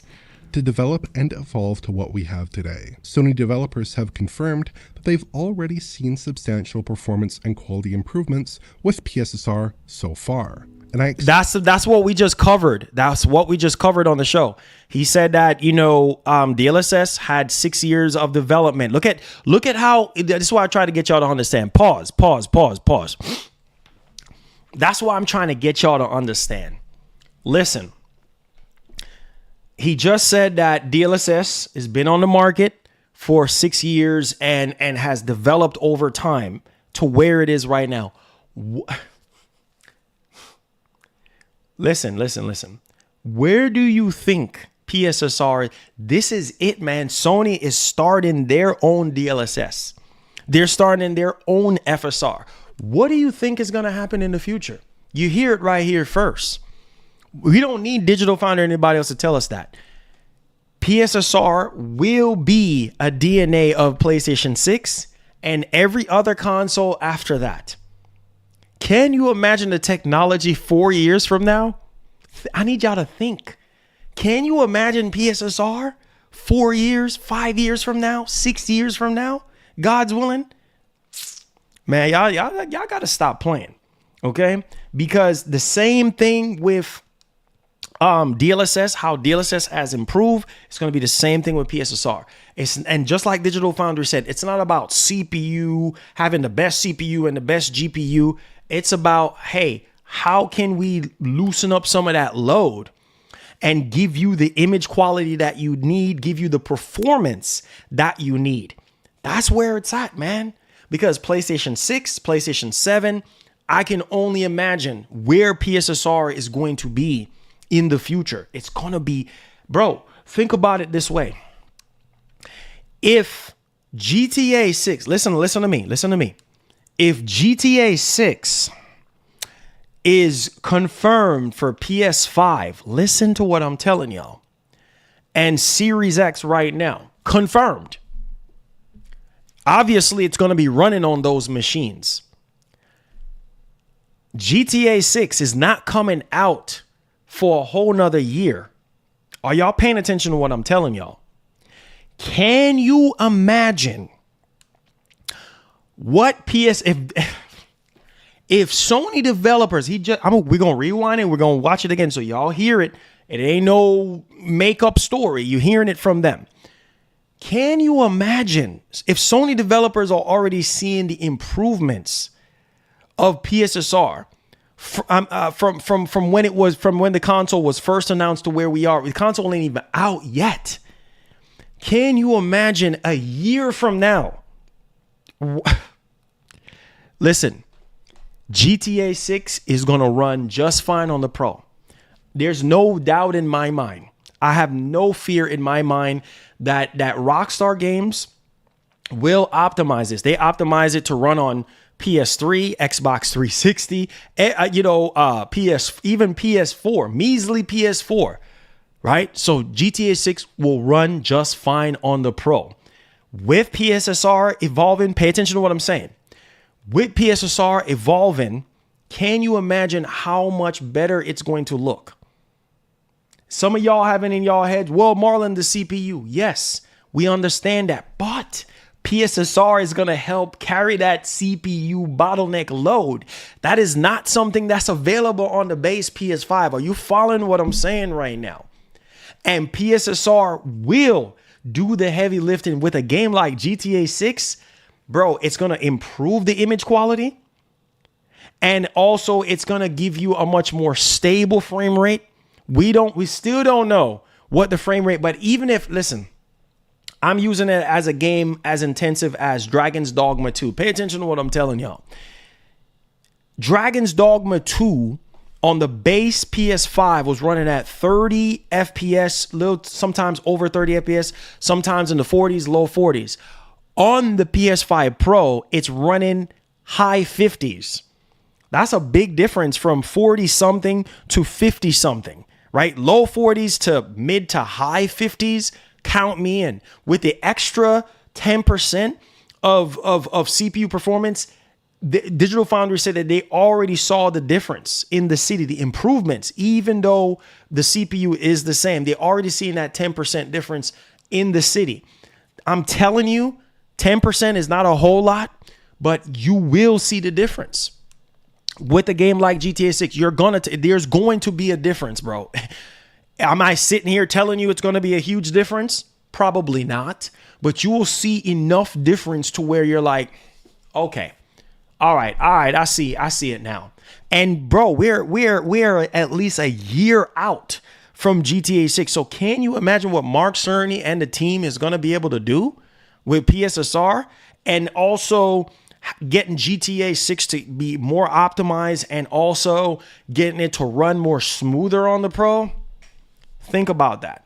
It's not about, oh yeah, everything is on the CPU and everything is on the GPU. No, bro, we have AI technology now that we've been had this stuff for years, but now it's getting better and better and better. We've seen it on PC. Now we're seeing it on console. It's a beautiful thing. It's a beautiful thing. And Mark Cerny is a friggin' genius, because the fact of the matter is this, that Sony could have said, you know what, we're coming out with the PS5 Pro, 10% upgrade on the CPU, no PSSR, nah, we're just going to rely on FSR. They could have easily did that. They could have easily said, we're going to rely on FSR 3. They could have easily did that. But no, a step in the right direction, considering how limited console capabilities are. Because PC, everybody knows that PC is more superior. We don't need Einstein to tell us that. But the fact of the matter is this, being that, consoles are so limited by what's in the hardware and it's not upgradable, and you have something that's so ever changing. Pay attention to what I'm telling y'all. Ever changing, which is this upscaling technology. It's always going to be changing. So even though the specs might be the same 2 years, 3 years from now, FSR, I mean, I have FSR in my head. PSSR will forever evolve and help give you even more performance. And then by the time we graduate to PlayStation 6, we're going to have a better, way better CPU, way better GPU. We're hearing from Moore's Law is that what, like 32 gigs of RAM? 32 gigs of VRAM? Wait, what? Doubled it? Because you already know that, consoles just have one set of RAM, and it's for the GPU. It's not like with PC where you have, your VRAM and then you have your system RAM. Like, it's just one shared RAM. And we are at 16 gigs of RAM right now on the base PS5 and PS5 Pro, just faster RAM, 28% faster RAM on PS5 Pro. So can you imagine PS6? We're hearing rumors right now, 32 gigs of RAM, 32 gigs of RAM. Oh my God. Oh man. I don't think y'all boys are ready. Bro, we got 5080 and 5090 talking about GDDR7 RAM right now. You see what I'm saying? In terms of the VRAM, like, can you imagine PlayStation 6? Wow. Yeah, I just need y'all to think about what I'm saying right now, man. Think about what these developers are going to be able to do with more powerful hardware. Forget about PS6, the next Xbox. It's obviously going to have more VRAM. You see what I'm saying? It's probably going to have either 24 or 32 gigs of RAM.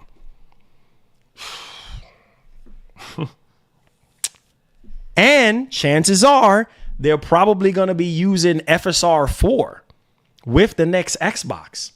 Think about what I'm trying to tell you, boys. Man, that's where gaming is going to get excited. Y'all can say whatever y'all boys want to say. Man. Whew.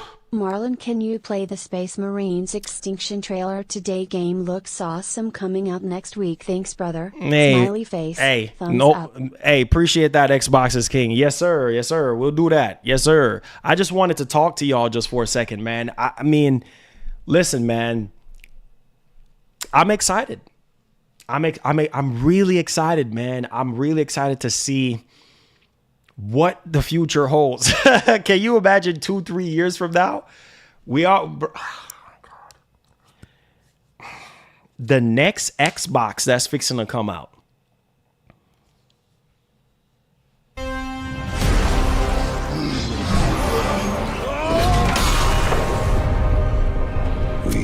will make our own destiny. It's crazy, bro. Thank you so much. Hit that like button, subscribe to the channel. Smash the like button, MGN fam. Yes, sir. Yes, sir. Let's go back. Let's go. Let's finish this up. Man, this is nuts. Like, this is nuts. You know what I'm saying? Like, Hello, God bless everyone. I made it to 25 years old. hey, happy birthday, Daily Chan. May God bless and keep you, my brother. Yes, yes. Give you long life, good health, and strength, my brother. Yes. Bless up, my brother. Bless up. Happy birthday, man. Listen, man. You know, let me just say this real quick. I just have something I got to get off my chest. Listen to me. As somebody that's been gaming for a very long time, Super Nintendo, Game Boy, Sega Genesis, Sega Saturn, 3DO, all this stuff. You see what I'm saying? Dreamcast, PS2. Remember how graphics used to look back then? You see what I'm saying? And compared to where we are now, I'm sorry, y'all. I'm sorry, but I hope y'all understand where I'm coming from. It's a good feeling to be alive, to see this stuff evolve, and to see how much better these games are going to look. I mean, consoles are just getting closer and closer and even closer to PC-like performance with upscaling. Not blow for blow with hardware, but now we have PSSR, which can go head to head with these upscaling technology on PC. That's crazy. And it's crazy, bro. Like, this is nuts. PSSR so far. and I expect that trend Listen, will let's back up. PSSR's infancy is key though, as DLSS has had nearly 6 years of in-the-wild deployment to develop and evolve to what we have today. Sony developers have confirmed that they've already seen substantial performance and quality improvements with PSSR so far, and I expect that trend will continue.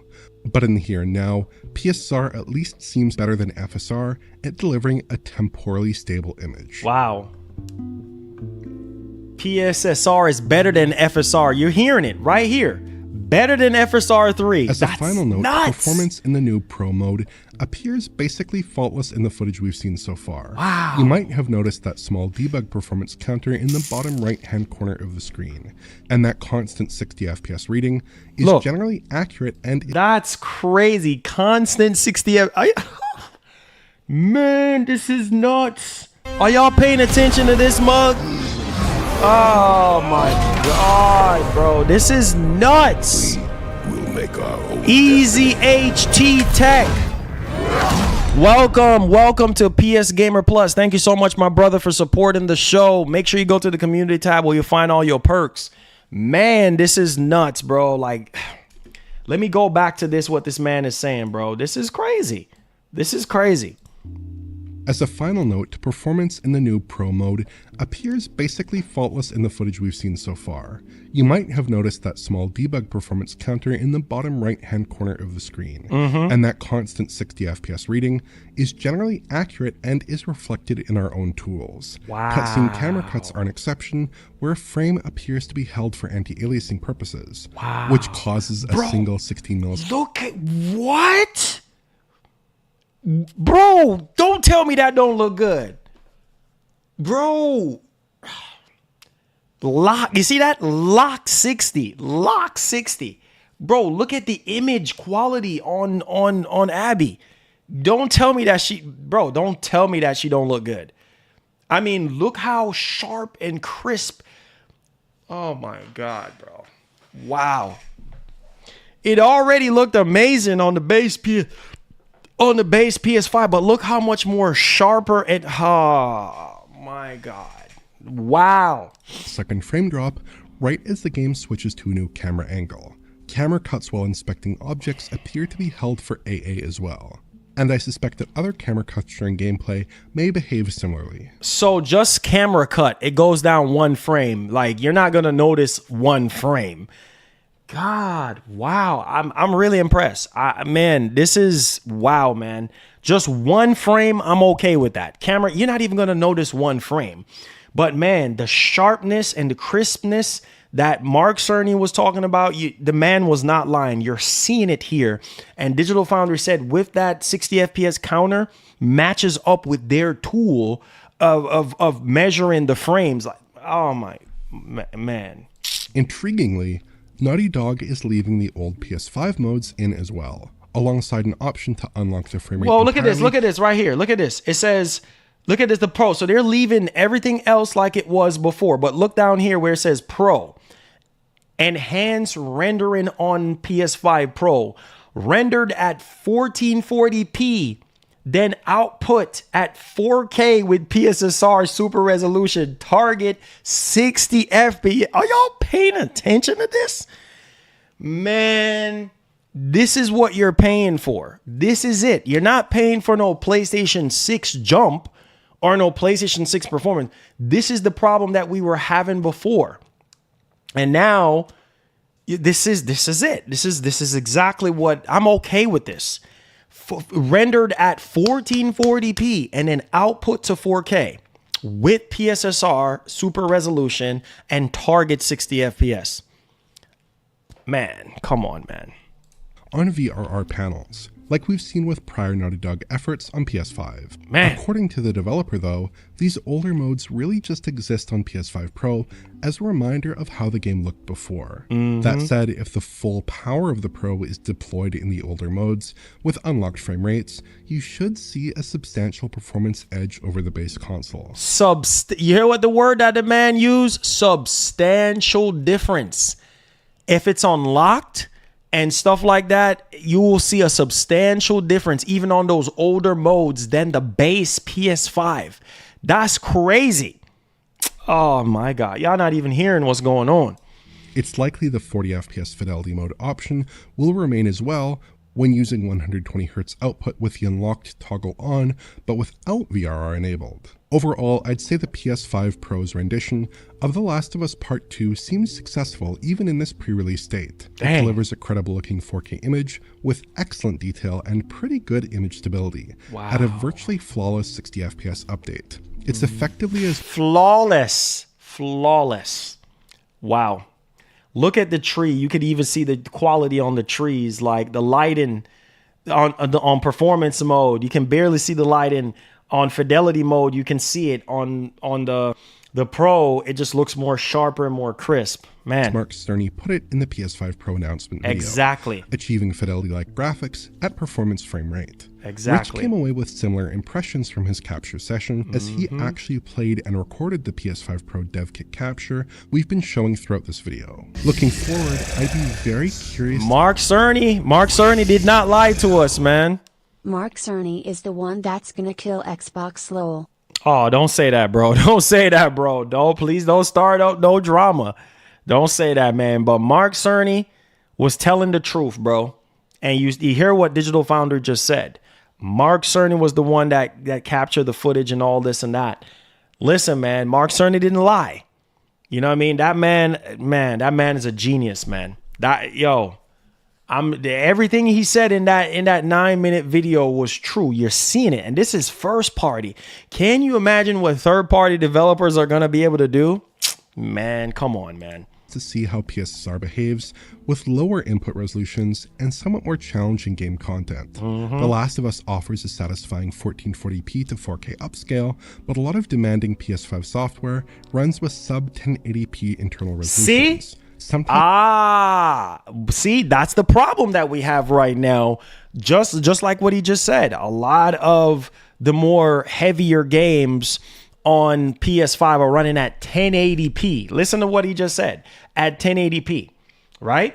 Man, come on, man. 4K upscale, but a lot of demanding PS5 software runs with sub 1080p internal resolutions. See? Sometimes with noisy ray traced lighting effects. See? In those situations, FSR is not really up to the task of delivering a stable looking, reasonably sharp image. That bar will be more challenging for PSSR to clear, but that's going to be important. Whoa, look how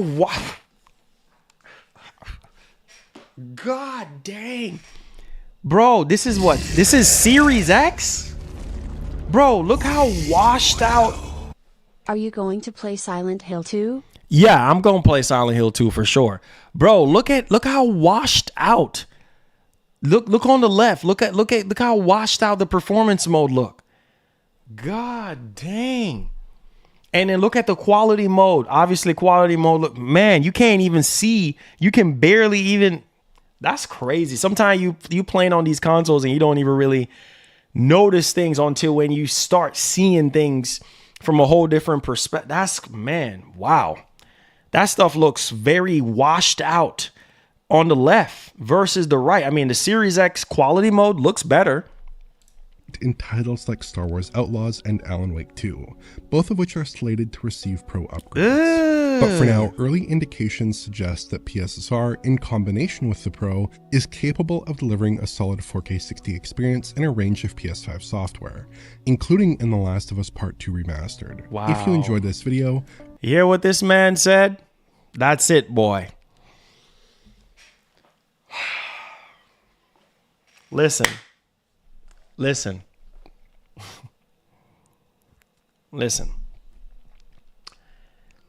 Not everybody is going to buy a Pro, and that's completely fine. Everything that Digital Foundry showed off here is not for everybody. It's for me.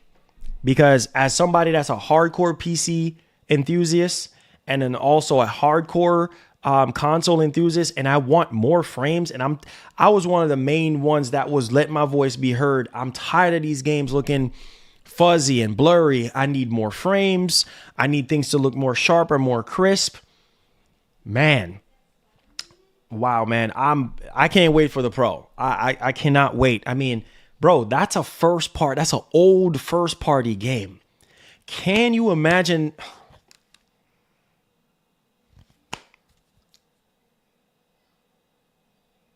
Bro, listen. It's out the gate right now. It's literally out the gate. Can you imagine Ghosts of Yote? Can you imagine Ghosts of Yote? And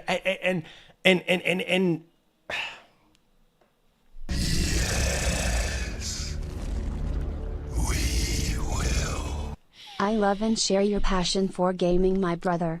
Life is short, but it's the longest thing we'll ever do. What time to be alive as a gamer. Man, real talk, man. I am so happy, bro. I'm so happy to be alive, bro. You have no idea.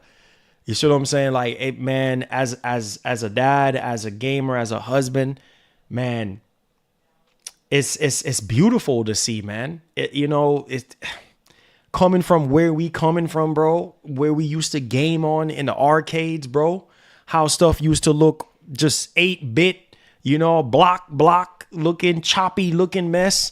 And look at where we at now, bro. Man. I don't know about y'all, man. Yo, GTA 6. I don't even think y'all boys ready for GTA 6, bro. GTA 6, man. From these early indications, are y'all hearing what I'm saying? From these early indications with PSSR, can you imagine what Rockstar Games is going to do with PSSR a year from now? Man.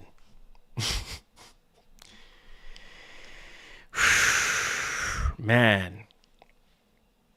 It's crazy, bro. Like, this is like, man, it gives me hope. That's all I got to say to you. It gives me hope. We will make our own destiny. Bro, thank you so much, Maj. I appreciate you. Listen, man, games running at 1080p, 60 FPS. Listen to what I'm telling y'all. 1080p. I remember, was it Devil May Cry 5? It was running at 1080p, and I was like, wait, what? 1080p? Lords of the Fallen, 1080p. I'm like, man, that's a turnoff. I don't want to play at no 1080p. You know what I'm saying? Like, we passed 1080p now. You know what I'm saying? Like, we need more than 1080p. We didn't buy these consoles for 1080p. Man, it's going to be interesting to see what the Pro is going to be able to do with those games. You know what I mean? Being able to take that native resolution of 1080p and upscale it to maybe 1440p, maybe 4K. Oh, man. It's awesome, man. This is awesome, bro. Like, this is, man. This is why I was trying to tell y'all, like, if you don't have the money to spend on a PC right now, you just can't afford it. Me, if I'm buying a PC, bro, I want high-end PC, mid to high-end. Like, I can't do the low-end PC stuff. I'd rather save up my money and get something good and done. My dad always say, if you're buying something, buy something good and done. Save up your money. You see what I'm saying? The Pro, if you are still waiting to see more, save up your money. If the Pro is not for you, keep your base PS5. You're just going to be fine. But me, personally, nah, man, I need more. I need more. It's a shame that the PS5 Pro, should have been the console at launch. It's a shame. You know what I mean? It should have been the console at launch that Sony put out. But here we are 4 years later, and 4K 60 is looking more promising than ever. And that gets me even more excited, because this is all I've ever wanted, was to be able to play these games at 4K 60. Forget about 120, forget about 8K. All I need is 4K 60, and I'm happy. I don't give a doggone if it's upscale or native. I don't care. As long as it looks better than the base PS5, that's all that matters to me. You see what I'm saying? Man, let's go, man. Let's go, guys. Let's go. So yeah, there's some more games that got upscaled for PS5 Pro. And man, this number right now is at 61. Are y'all hearing what I'm saying? Make sure you hit the like button and see if we can get over 300 likes, and subscribe to the channel if you're brand new. 61 games. Remember when Sony and Mark Cerny came out with that video and they said 40 to 50 games? Remember? is going to be enhanced for Pro. 61 now, apparently. A lot of this stuff is from the PlayStation Store, and it's being posted out on Reddit, and they're updating the thread right now. So we're at 61 games. 61 of those games that you probably haven't played, or you probably have already played. I know that some of these games I haven't even finished, and I can't wait to play them on the Pro. Like, I mean, Alan Wake 2, haven't even finished that on consoles. Want to be able to play that. The Callisto oh man, the Callisto Protocol already looked amazing. Can you imagine how the Callisto Protocol is going to run? Man, I've already finished that game. It's going to be interesting to kind of replay that game. And so we got Alan Wake 2, Apex Legends, Assassin's Creed Shadows, the Callisto Protocol, the Crew Motorfest, Dev Rising, Deluxe Remaster, Demon Souls, Diablo 4, Dragon Age, The Veilguard, Dragon's Dogma 2, Dynasty Warriors Origins, EA Sports, College Football 25, EA Sports FC 25, Empire of the Ants, Enlisted, F1 24, Final Fantasy 7 Rebirth, The First Descendant, Fortnite, GT7, Hogwarts, Horizon Zero Dawn Remastered, Forbidden West, Last of Us Part 1 and Part 2 Remastered, Lies of P. Oh man, there's so many freaking games, bro. Like a Dragon, Pirate, Yakuza in Hawaii, Madden 25, Marvel Rivals, Metal Gear Solid Delta. Oh man, I can't wait for that. I'm playing that on Pro. I'm playing that on Metal Gear Solid Delta. Oh, let's go. Let's freaking go. Let's go. Marvel Rivals, Mortal Kombat 1. What's this? The Midnight Town Stories, Adam's Diary. Oh man, The Little Universe, Naraka, Blade Point, No Man's Sky, Outbreak, Shadows of Horror. What else we got? Pro Baseball Spirits 2025 and 2024 and 2025. Ratchet and Clank Rift Apart, Redacted, Resident Evil 4. Resident Evil Village, Retrieval, Rise of the Ronin. Oh my god, man. Oh man. Rogue Flight, Spider-Man Remastered, Spider-Man Miles Morales. Those games already looked amazing on the base PS5. Spider-Man 2, Star Wars Outlaws, Star Wars Jedi Survivor. Oh man, Spine, This Is the Gun Fu, Stellar Blade. That was already confirmed. Oh man, bro. Test Drive Unlimited, Solar Crown. Man, listen.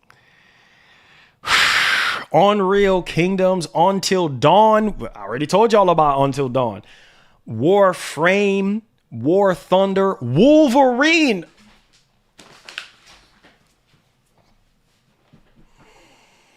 Oh my god, bro. Wolverine. A lot of you guys know that I love Spider-Man. A lot of you guys know I'm a Marvel guy. Can you imagine Wolverine? Can you? Oh man. Oh, what a day, what a day. World of Warships Legends. Oh man, bro. Can you imagine Wolverine? We gonna leave it right there. We gonna let that marinate on y'all. We gonna, man, Wolverine is gonna, man, all these newer first party games. Y'all boys ain't ready. Let's move on.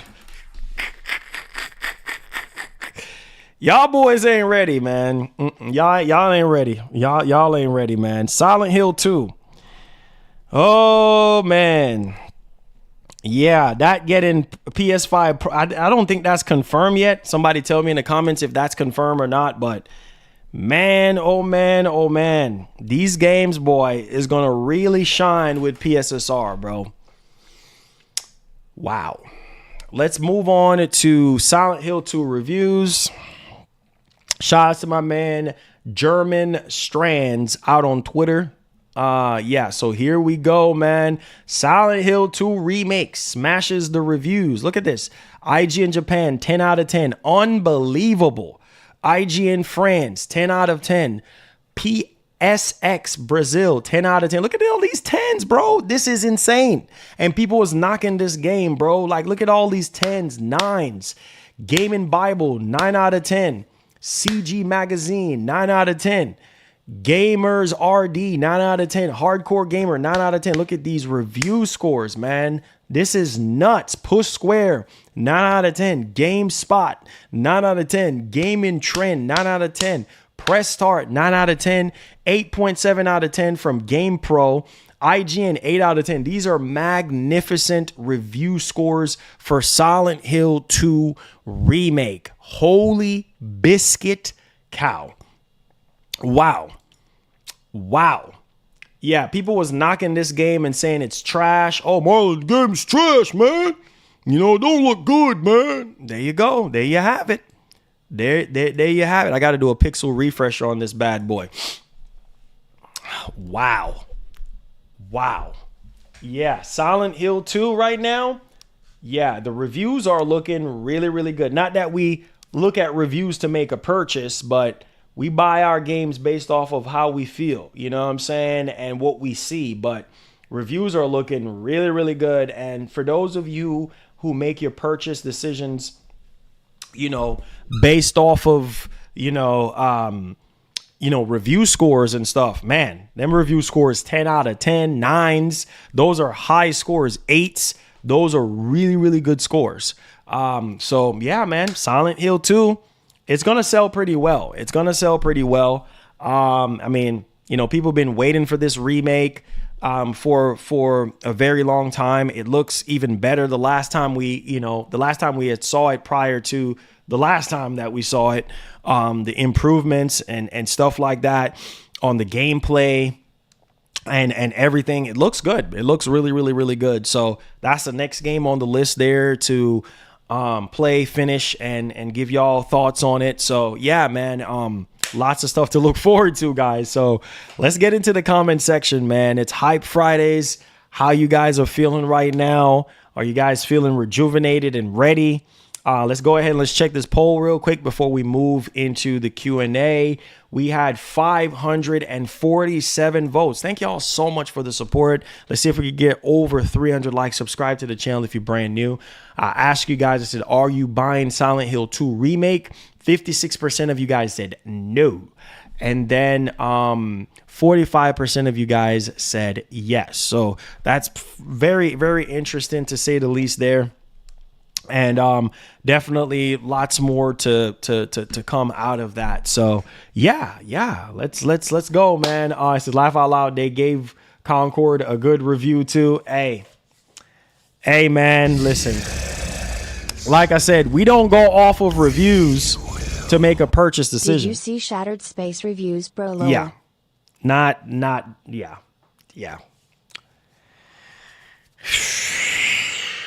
Yeah, I saw the reviews. Yeah. Oh boy, I saw the reviews. Man. Yeah. But Silent Hill 2, yeah, man, the game looks good to me the last time I saw it. It says, I'm happy to hear some of the reviews around Silent Hill 2 Remake. I was worried being a fan of the series and the original Silent Hill 2 is a classic treasure. Yes, for sure. Definitely, for sure, man. I mean, a lot of people kind of grew up on that. Space Marine. Oh, yeah. Maddie plays, hated Shattered Space. Yeah, I mean, I saw a bunch of stuff on Metacritic about it, and, people said they did not like it, whatever the case may be, but yeah, man. Oh, Dragon Ball. Yeah, you already know, bro. That looks good. Yeah, Spark and Zero, I've already said it looks good, man. You know, Spark and Zero looks good. So don't forget to play Starship Troopers. Starship Troopers. Let me see that. Hold on. I mean, did they just drop that trailer? Are you guys excited about that game? Starship Troopers.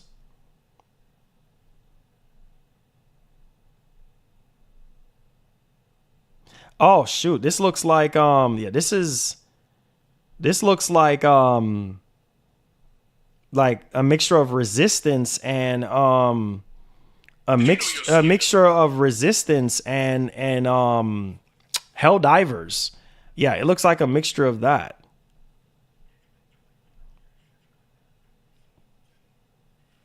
Wait, this is for PSVR 2?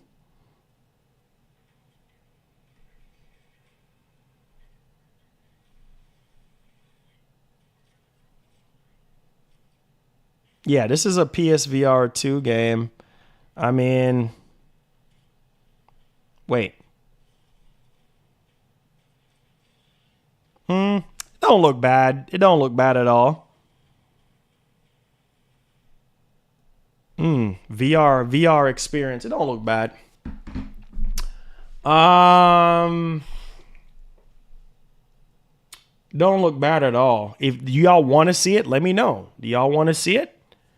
Let me know if y'all want to see it. We'll play it. I know Xbox's King said he want to see it. So if y'all want to see it in the chat, then I'll play it. Because I don't want to put it on and nobody wants to see it.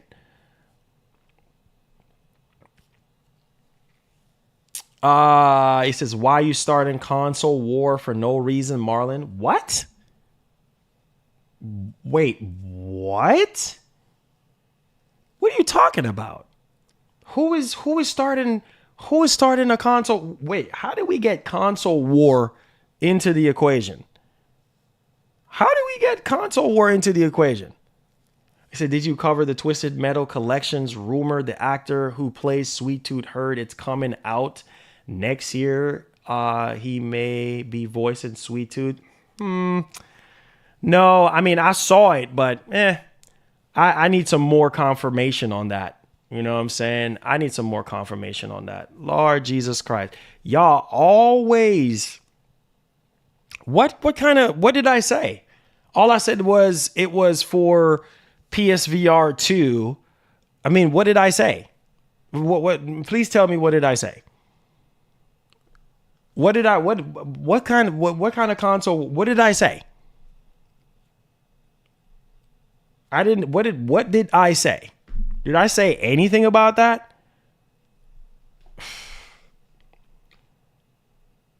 I have no idea. Oh, Marlon's what? How did I start a console war? Like, how did that even got into the equation? I can't with y'all, man. I seriously cannot. Nobody started no console war, so please drop it, because all that's gonna do, y'all just love negativity. You know what I mean? Some of you guys, you just love negativity and drama for no reason. Absolutely no reason. Love negativity and drama, trying to start stuff. Stop trying to start drama, bro. Stop trying to start drama. Can we just have a peaceful day without starting nonsense?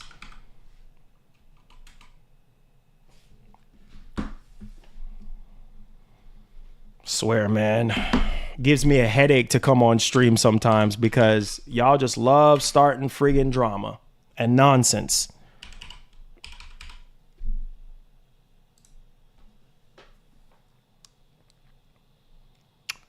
All right, let's see here. So this is hold on. Starship Troopers. Hold on. Very irritating. Very, very irritating. You know what I mean? Starting nonsense already. Very, very, always something to complain about, and always Rated some M kind for of friggin' drama. You know what I'm saying? Always some drama. Sure. Very, very It's been 25 irritating. years since Kondathu. We've exterminated countless bugs.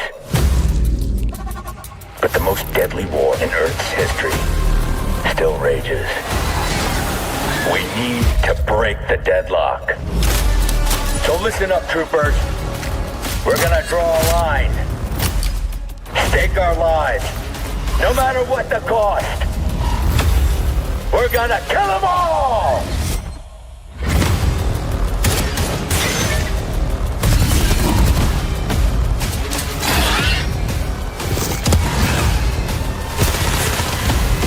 So okay, what's the trailer? I mean, please tell me the name of it, because I thought that's what you were saying. Which game? I thought this was the game.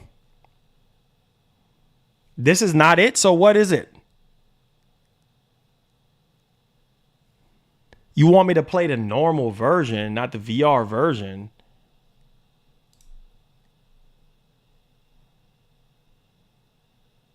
Wait, I thought this was it.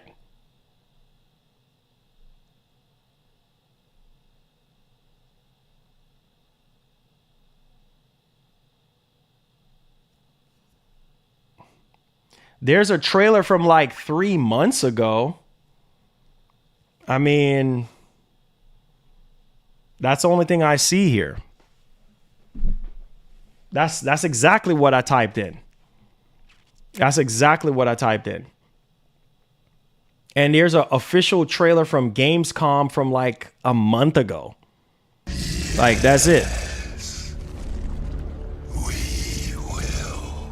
Marlon, everyone acting like they're in a Call of Duty lobby, always salty and crying. But it's how gamers are, competitive and salty, lol. That's funny. That's very, very funny. Oh, this guy's bad at his job. Well, I don't even know why you're here then if I'm bad at my job.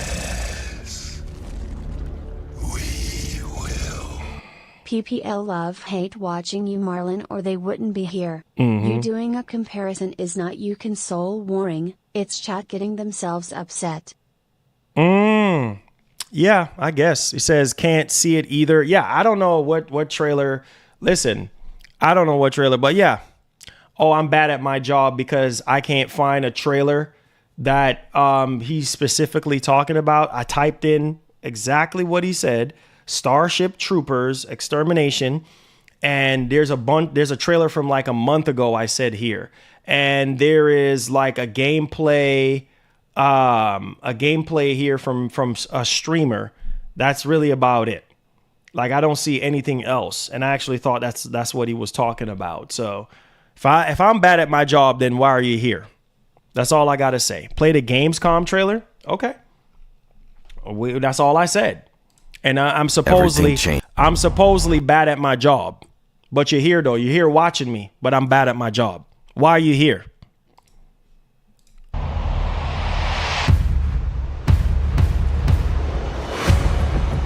You never forget your first drop. Reinforcements inbound. Hang tight, demons.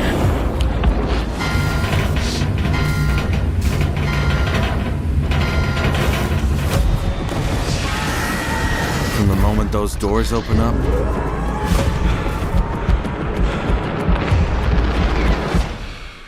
everything changes. Let's go, troopers! Move up! And let me tell you, when it hits the fan, Bud thing coming! it ain't the Federation you're thinking of. It's those who stand together. Extraction inbound. Those who fall.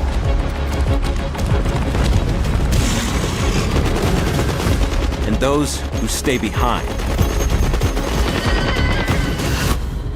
So we can fight another day. Get to the dropship, troopers!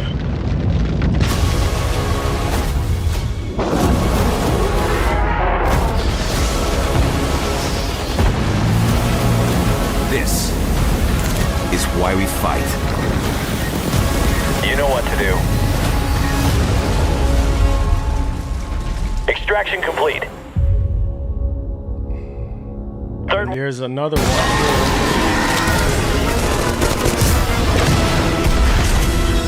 War has begun. At the frontier of the Federation, our peaceful colonies are under attack. Who's our enemy? Ruthless. What's up, Ray? What's up? Barbaric. And downright ugly. The Bug. But fear not, loyal citizen. The Deep Space Vanguard. Yeah. I'm going to tell y'all right now, this is like, sort of like I said, I'm getting Helldivers. I'm getting a little bit of Resistance here. But yeah, it don't look bad. It don't look bad. I just wanted to see, some more in-depth stuff on it, but it don't look bad. Don't look bad. All right, let's get back to the Q&A because I don't have a lot of time today. So let's get back to the Q&A real quick. It says it's more like Helldivers. Yeah. He said PS5 Pro is closer, baby. Says you should have let it play. It would have showed you how they build bases. Yeah. I don't have a lot of time today, bro. I'm just trying to get to the Q&A real quick to, answer everybody's question because everybody always get mad when I don't get to everybody's questions. So, new Dragon Ball TV show same day as Dragon Ball game at October 11th. Oh, that's what's up. That's what's up, man. It says, what do you think about Sucker Punch's game, people? Don't listen to that nonsense. If you like it, bro, you like it. It is what it is. Man, yo, the salt has been so real, bro. Like, gaming right now is just garbage. Like, people just are not happy, bro. Like, people just cannot find something to be happy about. Like, the salt is just freaking real. Every game comes out. It's this, it's that, it's woke, it's this, it's that, it's trash. Like, people are just never going to be happy. You know what I'm saying? And at the end of the day, bro, at the core, it's a video game. You don't have to play it if you don't want to play it. You have options. You could go play something else. It's like, I don't know, man. It's just like, to me, at first when I didn't see Jin Sakai, I was like, man, no Jin Sakai. I'm like, this is kind of disappointing. But then when I realized it was like 300 years later and, whole new protagonists and stuff like that. And, everything is, they're changing up the mechanics of the game. They're going to make it less repetitive. And I'm like, oh, shoot, I'm ready, So, yeah, man, I'm looking forward to the game, man. I'm looking forward. I'm not listening to anybody, man, and what they're saying and all this and that. If you worry about what people are saying, bro, you'll never be happy. Never be happy. You know what I'm saying? Period. End of story. So Marlon doesn't seem like he cares about video games or he likes his job. It's like he's doing it just to do it. Okay, bro, whatever you say. These comments. Okay. I'm just doing it just to do it. Okay. I hear you, bro. So freaking toxic, man. Man.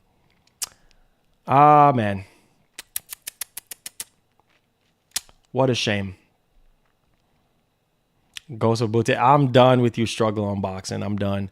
Say, yeah, he got the bundle Sony hooked. Nah, bro. No, sir. I wish. Says hardware and PlayStation first party, more like third party. He said that's why you shouldn't complain about frame rate and graphics. It's about what? Listen, that's my personal opinion. Bro, don't mind the haters. I've been subscribed since 2020, always keeping it real. The first Berserker looked fire and Weir's Lost Soul a side game. Hey man, it just bounced right off. I don't care. I don't care. It just bounced right off. It's all good. I don't care. I don't care. Keep up the good work, Marlon. Hey, Grady. Shake them haters off. Yeah. I don't care, man. I really don't care. They're still here watching though. You know what I'm saying? They're still here. That's the crazy part about it. They're still here watching. I don't care. I literally don't care if you like me. I don't care if you think I'm doing this just to do it. I've been doing this for over 17 years now. Okay. I've been doing this channel for 10 years and I've been on YouTube for 7.5 additional years on top of the 10 years on this one. So I've been doing this way too long. I've been writing about video games, reviewing video games. I show my passion every single day. I put all my hard work, blood, sweat, and tears into my reviews and into every single thing. I come on here and I work as hard as I possibly can to do every single thing that I possibly can for all of us, not just for me, but for all of us. But if y'all think that, hey, you know, whatever y'all want to think, then you shouldn't be here. You see what I'm saying? You really should not be here, because you know what? The truth is, there's so many other channels out there that you can go to.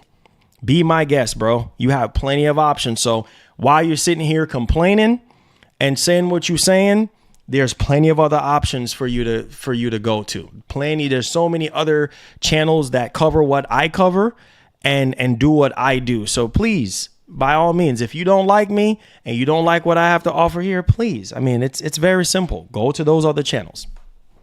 Nobody will miss you. I sure as heck won't miss you. So please go ahead. If you don't like what I do here, you don't have anything constructive to say, and all you're doing is just egging on negativity and trying to build all this toxic, threads and responses from other people, because that's all our gaming community is. It's just a bunch of toxic individuals that just love misery and love to just bring each other down. It's just no uplifting, and I'm tired of it. I really am. And so, I made it a point to just either just block people or just delete comments. Simple as that, because I can't do the negativity, bro. I can't do it. And we're living in a world where information is received so easily. You don't have to come here. I keep telling y'all that. You don't have to. And you know me, I don't hold my tongue for nobody. I don't care who you is. I tell you just like it is, respectfully. Like, listen, you can go on any website right now and you can go get the information yourself. You can go look it up on your phone. It only takes seconds. You can go there. You don't have to come here and listen to me. Period. End of story. You see what I'm saying? I don't need you over here. If you're gonna be toxic and make our community toxic, and I've gotten to the point where I am literally tired, because as soon as the stream goes down, here comes the toxic comments. You see what I'm saying? And I'm getting emails from people on this. When I turn off this camera, I want to be done for today. You see what I'm saying? If there's any other constructive criticism to do with the show or something like that, please leave those comments. But all this toxicness and trying to, build war and build strife for no reason, I don't have time for it. I really, really don't. That's why, you see, I just do me at the end of the day. I don't have time for other people and their nonsense. Whoever want to make videos talking about me, I don't care. You see what I'm saying? I don't care. These lame freaking tweets, I don't care. I really don't. I just laugh and just keep it pushing. Like, I don't have time for that stuff. It's a waste of my time. I have better things to do with my time. So please, if you don't have anything good to say, man, just keep it to yourself. And don't waste my time, and I won't waste yours. All right. My goal on YouTube is very simple. I've told y'all that. Some of y'all don't listen to me. My goal is to let my passion shine through what I do here. I've been doing this for a very, very long time. My end goal is to get this channel to 100,000 plus and more, grow and try to reach to hundreds and millions of gamers as much as we possibly can, and try to bring everybody under the same umbrella and just make everybody, have a space where they can be happy and we can talk about video games and we can grow together and potentially have a place, physical place, like a store or something, called Marlin Gaming Nation, where all of us as gamers can come collectively as one and play video games, have a good time, eat some food and chill. And yeah, that's like literally one of my biggest goals, to be able to have a large building to where all of you guys can come to that location and game and have a good time. That's my end goal. But if you feel like, you're not a part of the vision and you can't see the vision and you think I'm just doing this just to do this, think again, because this is something that I'm passionate about. You know what I'm saying? Whenever I first start gaming, back in the early 90s, You see what I'm saying? Like, this is what I love. This is what I desire. So you don't see that vision, that's your business. You might have a total vision than what I do. I don't care. You know, you do what you do. I'm going to do me. I'm not going to let nothing stop me. So if you don't like me, respectfully, there's the door. You can go somewhere else. I don't care. I don't care about all this negativity towards me and all this hate, unnecessary hate towards me. You don't have to be here. I keep telling y'all that. Respectfully click off and go somewhere else. All right? Because the next thing I'm just going to do, I'm just going to start blocking people. You see what I'm saying? That's exactly what I'm going to do.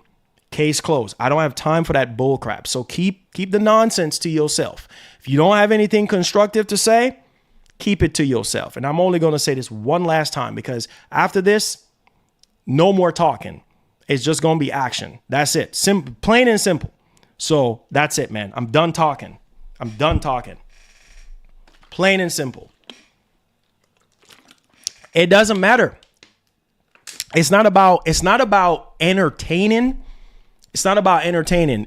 It's when you have all your freaking chat is just so negative and toxic. You see what I'm saying? I mean, obviously you have to address it. Like, you can't just avoid it and not say anything about it. Like, you have to address it. You see what I'm saying? Because if it only takes one person to start it, and then everybody else, that's just how YouTube works. If somebody leaves a negative comment on there, on your video, guess what? You're going to have 15 or 20 different threads of negative comments underneath. So you have to care. You see what I'm saying? You have to care, especially when it's a community that you're trying to grow and you're trying to keep it positive. You do have to care. You can't just sit there and give a blind eye to it. You know what I'm saying? Like, it's annoying. That's what it is. It's very annoying.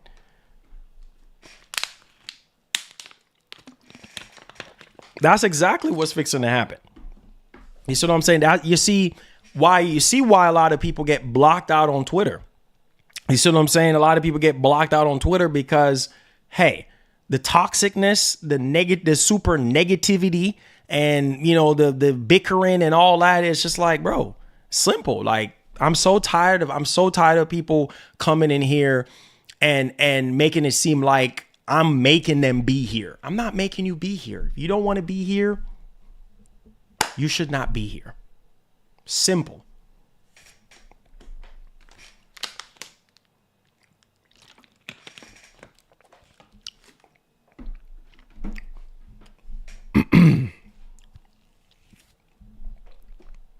It says honesty. It said, honestly, life is so hard. So I'm going through a very hard time. I understand. We all are. You know what I'm saying? We all are. He says, yes, it's about entertaining. They said you have to address it many times and you still respond to it. If you are tired of it, then just do something about it. That's what I'm saying. I'm only going to talk about it one more time, which I've just did. So all I'm going to do is just gonna do actions now. That's all I'm going to do.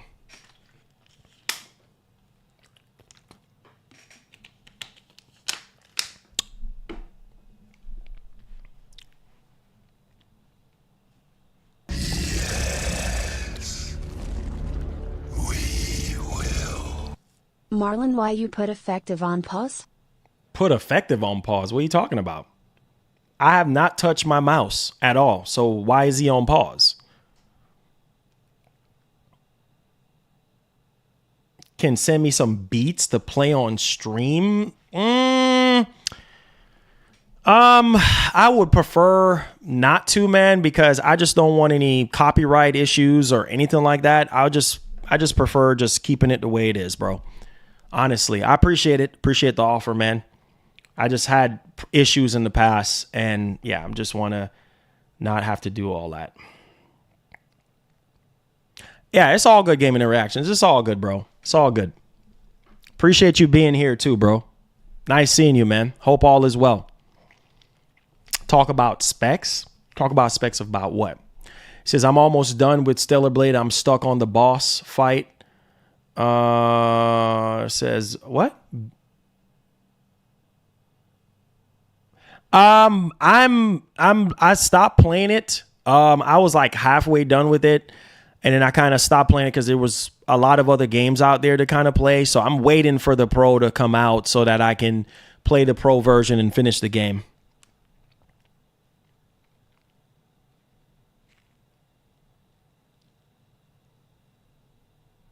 Jose, what's up, man? I haven't seen you in a while. Nah, you the GOAT, Ray. You the GOAT, man.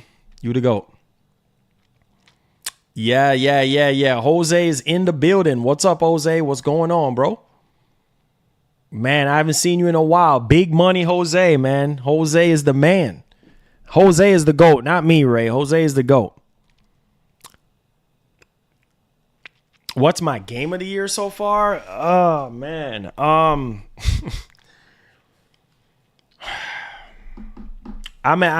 like Black Myth Wukong and Astrobot and Helldivers 2. Will I stream a Silent? That's the plan.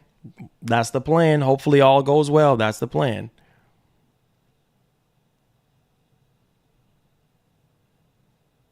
Who did it? I could not say. I don't know. I don't know where Effective is. I don't know. I have no idea. I have no idea. I don't know. I didn't do anything. I was just sitting here talking. That's it. I have no idea.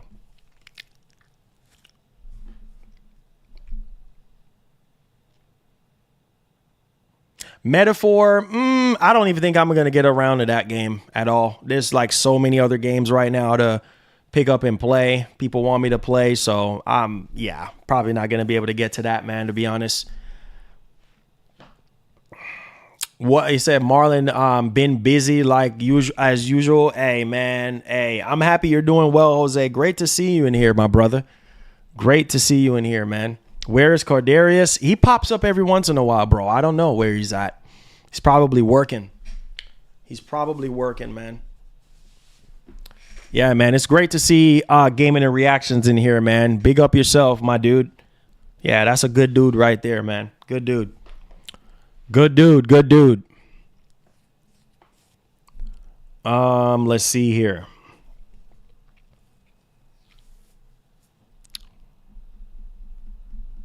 Says, I haven't seen Nola. Yeah, Nola has been working apparently, man. Nola has a different shift apparently.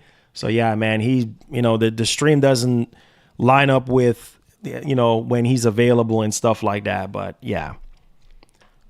Let's see here. It says, got your back, bro. Hey, I appreciate that, Jays. Appreciate that. So do you think that COD 6 has a chance at winning Game of the Year? Nah, man. Nah, not even close. Not even close. Nah, man.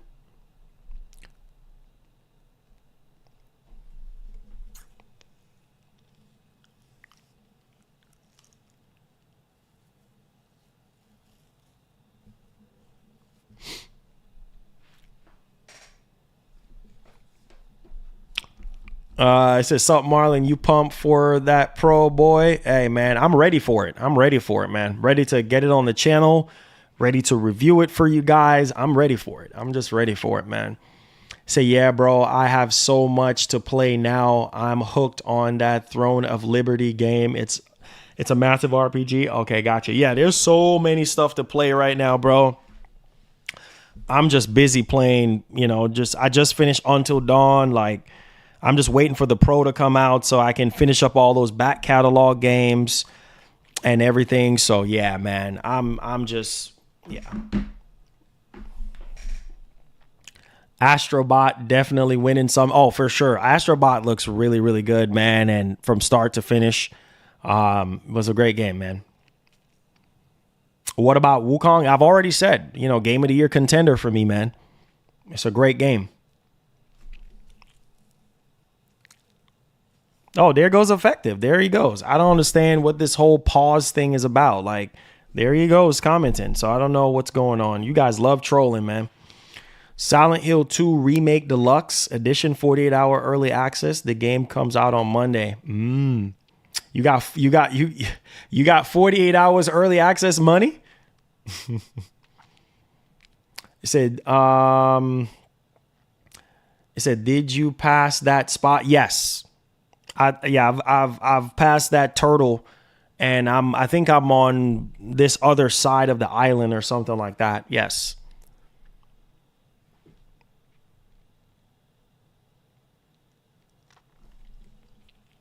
It says, I think he was timed out. Yeah, I don't know who timed it out. I timed him out. It wasn't me. I didn't time him out, so I don't know.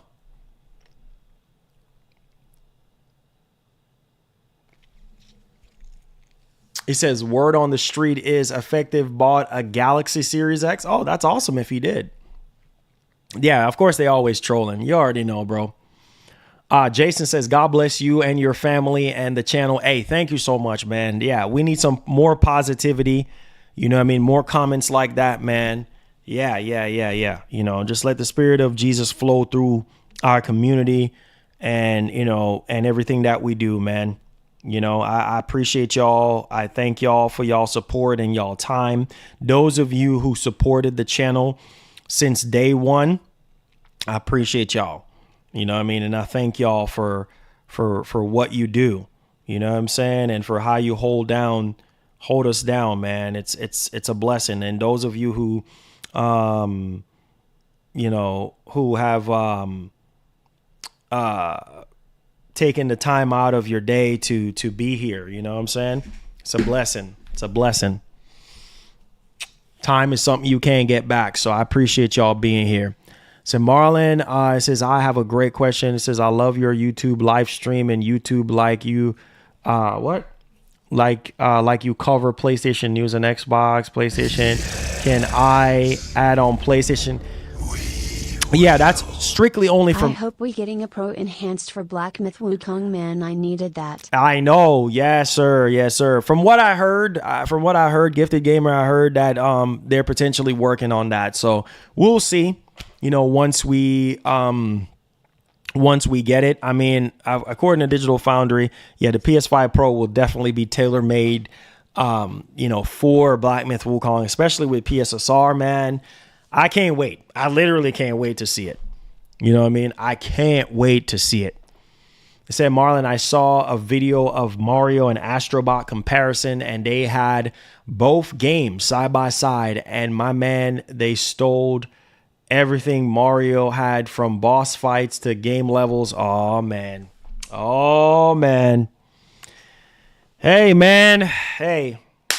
As far as I'm concerned, bro, you could see the inspiration, you know what I mean? And that's why I've always said, like, it's okay for games to be inspired by others. Like when I was playing it, it reminded me of Mario 64. It reminded me of, you know, Mario Sunshine and things of that nature. But yeah, it's okay for games to be inspired as long as there's no infringing on copyright or anything like that. You know, everything should be good. There's tons of games out there that are like that. So I said, which we could have gotten at least one PS5 Pro game from the ground up. There are games that are going to be coming, man. There are games that are going to be coming that's going to be, you know, built from the ground up to take advantage of the Pro. Trust me, there's plenty of stuff. Plenty of third-party stuff, plenty of first-party stuff. You know, it's only a matter of time. If they have done it for the base PS5, trust me, they're going to do it for the Pro. So he said Mario 64 was lit. Yeah. It was a hit for sure, man. That's, you know, say it reminded me most of Mario Sunshine. Yeah, me too. Me too. Me too. It says, yeah, I was going to say every game nowadays is a copycat. Yeah. You already know that, bro. You already know every game is like similar in comparison, bro. Like, every game is like similar in comparison to other games. So that's no surprise there at all. No surprise there at all, man. No surprise there at all, you know?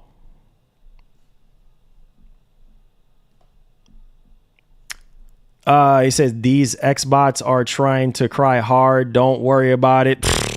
Man, I ain't worrying about a darn thing, bro. Let them do what they do. You know what I'm saying? Let them do what they do, bro.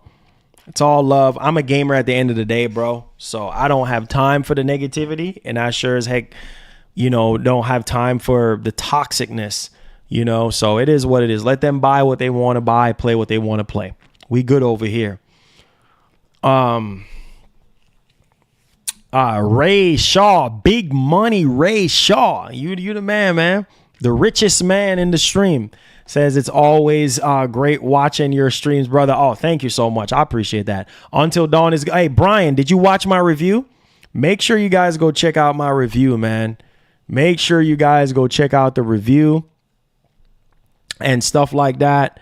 Make sure you go and check it out. Yeah, man. I literally put a lot of hours into that review, man. I played that game for 17 hours straight, bro. Like, obviously, a couple of those hours were me having issues with the game crashing, but the rest of it, the majority of it, was me playing from start to finish. Like, and if that's not passion, I don't know what is. Because there's not a lot of reviews out right now for Until Dawn Remake. So if that doesn't tell you something, I don't know what is. That's why when people tell me, "Oh, yeah, you're not passionate," of like, what? Whatever. Think what you want to think. I show it each and every day in what I do. You plan to try Marvel vs. Capcom? Yeah, if I can get around to it, CBH. I mean, there's so many games people want me to play. I mean, I'll get around to it when I get around to it, man. Like, it says, stop the cap. It says, that's you. Come on, man. How many times I got to tell you that? Nah, that's you. You're the richest man in the stream. You know what I'm saying? This man worked for Apple. You know what I mean? He works for Apple, bro. Like, yeah, you're, you know what I'm saying? You're the biggest man, bro, and I appreciate it. It says Final Fantasy VII Rebirth is huge, but Assassin's Creed Valhalla is just endless long. Anyone agree? I don't know, man. Two different type of games. I don't know. Valhalla was good, though. It wasn't a bad game at all. Mr. Reels, what's up, bro? What's up, man? He says, love what you do on your channel, man, and the community you have. It says, hopefully I achieve that dream like you for all the hard work you do, man. I want to bless you with something on Christmas. Remember me. Hey, Mr. Reels, thank you so much, man. See, that's how God works, man. That's how God works. When you put your heart and your soul into what you do, bro. Like my dad was just telling me, he was like, son, I was just talking to my dad before I actually, went live. And he was telling me, man, he said, hey, I'm proud of you for how far you have gotten on YouTube. And my dad is just now on board with everything. And, he's seen me working as hard as I do. And he was like, listen, you might not be at the top yet, or at least where you want to be yet, but just keep grinding. And he was like, just keep working hard because other people are going to see it, and like I said, with all the negativity and the toxicity and all that, it is what it is, bro. It's going to come with it. And only way like my dad said, like I hit rock bottom and I'm at the bottom. And the only way from hitting rock bottom and being at the bottom is the top. Always remember that, bro. Like, don't let nobody stop you from what you want to do. And that's the thing with me. Like, I get a lot of jealousy and a lot of hate. You getting games from Sony and this and that. And, how are you getting these games? This and hard work. That's how it works. You see what I'm saying? Hard work. Are you getting all these donations? Hard work. Most of the times I don't like, I come on here, I hit the go live. I don't ask. I said, just hit the like button, subscribe.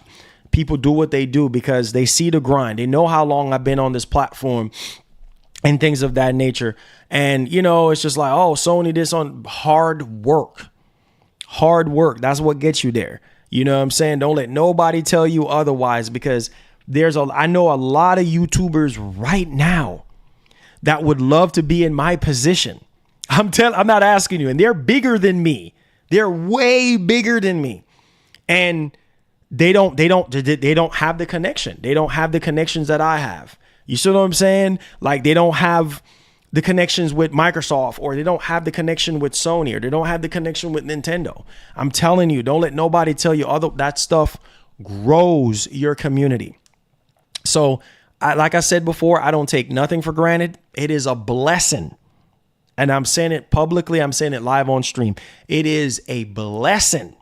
And I'm forever grateful for Sony to work with our small community, because we are small compared to a lot of these bigger channels with hundreds and thousands of subscribers. And they don't have the pull that we have. And we're small. So it just goes to tell you that numbers means nothing at the end of the day, because you have channels that are way bigger than you and they're not in the position that you're in. And like I said before, these companies are not stupid. They look at your channel, they look at the things you're saying, and they'll work with you. And that's one of the things that Sony, they know me. Like, they know the type of person I am. They know I'm honest with everything that I do. If something is good, I'm going to say it's good. If something is not good, I'm going to tell you that. You see what I'm saying? Straight up and down, just like I did in my review for Until Dawn. I said, listen, I'm going to keep it a bean with y'all. I'm going to keep it 100% with y'all. Listen, hold off, wait for a sale, wait for them to patch the game. You see what I'm saying? Before you make a purchase, because I like to be honest, because I know what it feels like to be on the other side of the fence as a regular consumer, and you're spending your hard-earned dollar on these games and it's buggy, glitchy, not running right. Nah, man, how would I be able to sleep at night knowing I recommend something to you guys that is not up to par? Nah. But like, listen, wait for them to patch it, wait for things to iron out the kinks first before you make a purchase decision. Straight up and down, just like that. So yeah, man, it's a blessing, man. And the sky's the limit, to where we're going to go, where all of us is going to go. I believe that things are going to get better and better and better as time progresses. Me putting God first and, keep doing what we do here. Sky's the limit, man. Yes, sir. Yes, sir. It's a blessing. Says, I don't know if I should buy DBZ Sparking Zero on PS5 or PC. What would you suggest? I would suggest you buying it on what you play on more. So if you play on PC more, get it on PC more. If you play on PS5, get it on PS5. You see what I'm saying? Whichever one you play on more, then that's where I would kind of go with things. It says, I was talking to BitCloud Gaming yesterday that he could be on your level and get a YouTube plaque. He said, but he is stubborn, man. Colt Classic Cage as well. I mean, honestly, Ryan is on a whole different mission right now. Ryan has a job in the industry, so YouTube is not really his main push right now. Colt Classic Cage, I mean, she's grinding. I mean, I think, she has a decent amount of subs. I think the last time I saw, so everybody is leveling up, man, and trying to get to the top, man. And I wish everybody the best. And yeah, man, it's a beautiful thing, bro. It's a beautiful. I want everybody to get to the top, bro. You know what I mean? Yeah, for sure, man, for sure. It says, I don't understand what's wrong with getting games from Sony. It's a privilege, isn't it?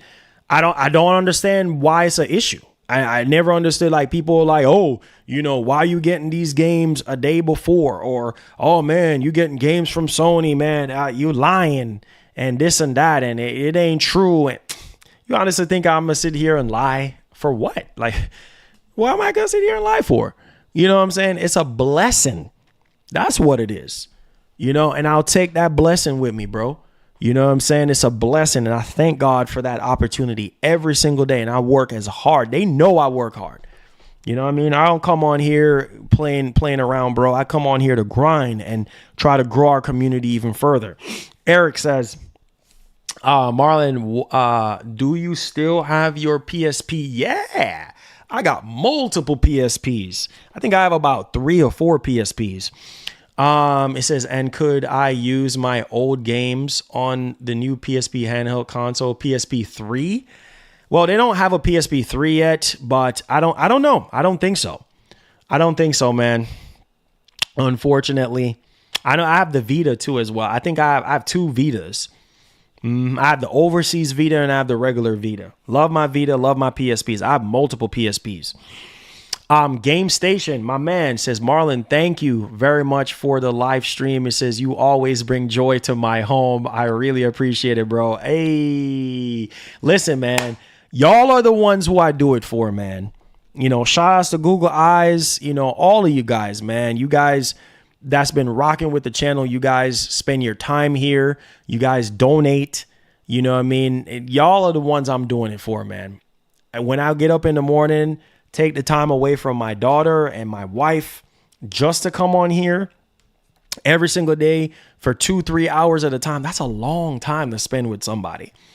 And this is why I'm so grateful for you guys. You know, this is why I know y'all don't want to hear this. I know y'all tired of hearing it, but I am grateful for y'all because there's better things for y'all to do right now with your time than being here, listening to me. You know what I mean? I ain't nobody. I'm just a regular guy. You know what I'm saying? That just grinds hard. So listen to me, man. Thank y'all so much for y'all support, man. And those of you who I put a smile on, I go hard for y'all. You know what I'm saying? I go hard for you guys, man. Gaming and Reactions, all of y'all. Jose, all of you boys, man. Thank y'all, man, for y'all support, bro. I wouldn't be able to do this without y'all. You know what I'm saying? Appreciate y'all boys, man. Yes, sir. Yes, sir. It says, when is the member stream? I'm planning on maybe tomorrow. I have some work to do on my house tomorrow, so it might not be tomorrow. It might be Sunday. It might just be aiming for Sunday, and then we'll try to do a giveaway and stuff like that, and you know, take it from there, man. That's the plan. That's the plan. It says, what is the best gaming monitor for PS5 Pro? You want me to tell you? You want me to tell you? The monitor that I have right now, the Asus PG32CDUM. That's the monitor that I've reviewed on this channel. The same monitor that I took a picture of Until Dawn. That's the best monitor that money can buy right now.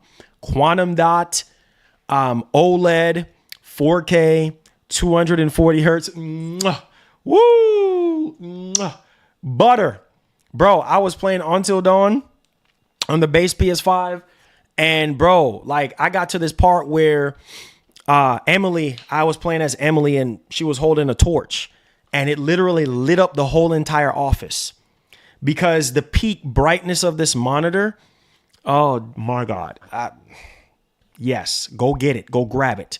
Type in Asus 4K 240 hertz OLED monitor PG32 CDUM.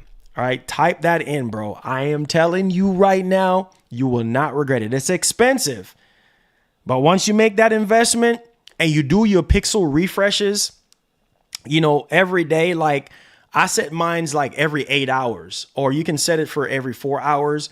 Every time you hear me say I'm doing a pixel refresher, because I have two screens right here. I have the Asus monitor, the 4K one, and I also have a 1440p monitor as well. And so yeah, I love it. I love it for the base PS5.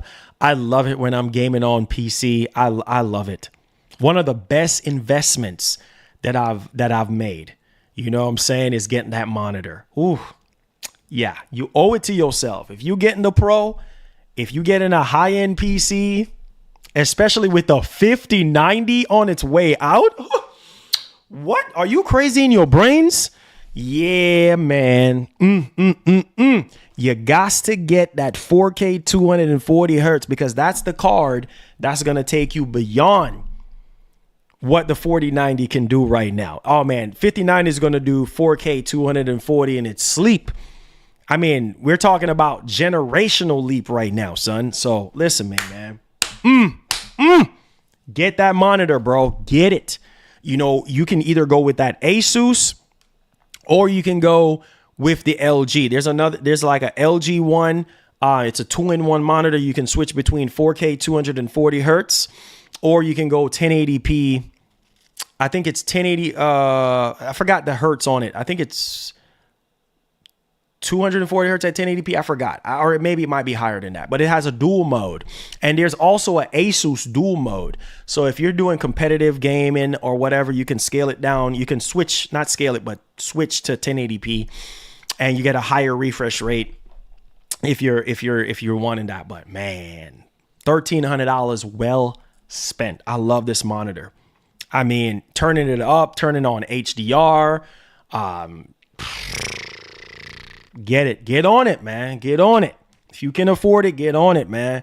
Because I'm telling you, boys, when them 5090s drop and the 5080, I'm hearing that there's going to be two different versions of the 5080, one with 16 gigs of RAM and then the other one with 24 gigs. If that's true, and the 5090 is just over $2,000, then hey, we'll see what we can afford, and we'll see what we can, we can do about it by then. But man, I can't wait.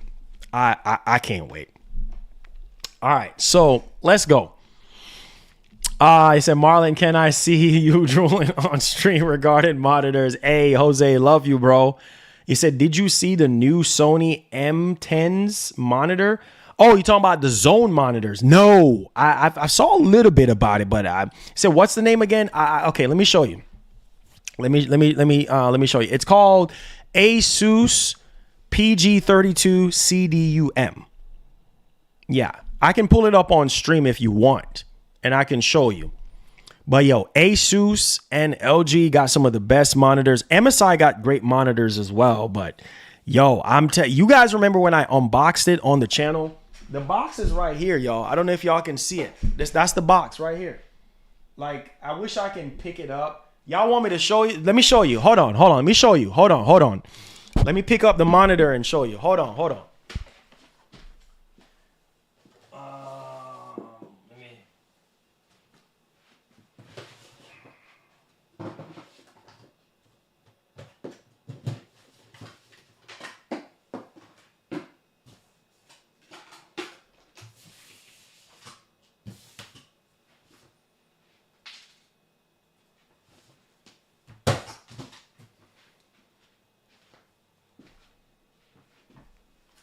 Look, here it is. This is it. Can y'all see it? This is the best monitor money can buy right now. All right, this is it. Are y'all seeing it? This is it right here, bro. This is it. So if you're in the market right now for a PS5 Pro or a high-end PC, this is the monitor that you want to get. This is the end game monitor right here. Take it from me, bro. Yes, sir. This is it. Yes, sir. This is it. I bought this like, 6 months ago now? I don't know if you guys remember us unboxing it and stuff like that, but this is the end game monitor, bro. 4K. 240 hertz. Look how much money I paid for it. This is the price right here. Y'all see the price? I don't know if y'all can see it, but I paid $1,300 for this mug. Yep, this is it. There it is. You know what I'm saying? All the bells and whistles. HDMI 2.1, 240 hertz, OLED, 3 millisecond response time. Yes, sir, bro. Yes, sir. So there it is, man. You know we ain't capping, bruh. You know we ain't capping. That's the monitor right there. Get that. Go grab that. Go grab that. Oh yeah, the Alienware is good too, but this is better than the Alienware in my opinion. Go grab that joint, man, if you can afford it. But just think of it as a one-time investment. You see what I'm saying? Just think about it as a one-time investment. Once you buy it one time, you ain't got to buy it again. Comes with a 3-year burn-in warranty with Asus. So you have that peace of mind. But me, how I'm OCD, I turn on my pixel refresher and, it refreshes the pixels and stuff like that. So yeah, man, I love this monitor, bro. I mean, I love it, especially when I'm gaming on my PS5 or my Series X, when I had my Series X, man, or my PC. Oh, butter. Here you go, Effective. Not like you, Effective. You big money. It said just purchase. But it's for PC only. Samsung QD OLED ultra wide 49-inch monitor. Oh, nice. That's what you got. Oh, cool. Yeah, it got FreeSync, G-Sync, all of that. Yeah. This thing is loaded like a baked potato. This thing got let me pull it up and show y'all. Think this is a joke. Let me pull this up. What? I'm so glad you asked.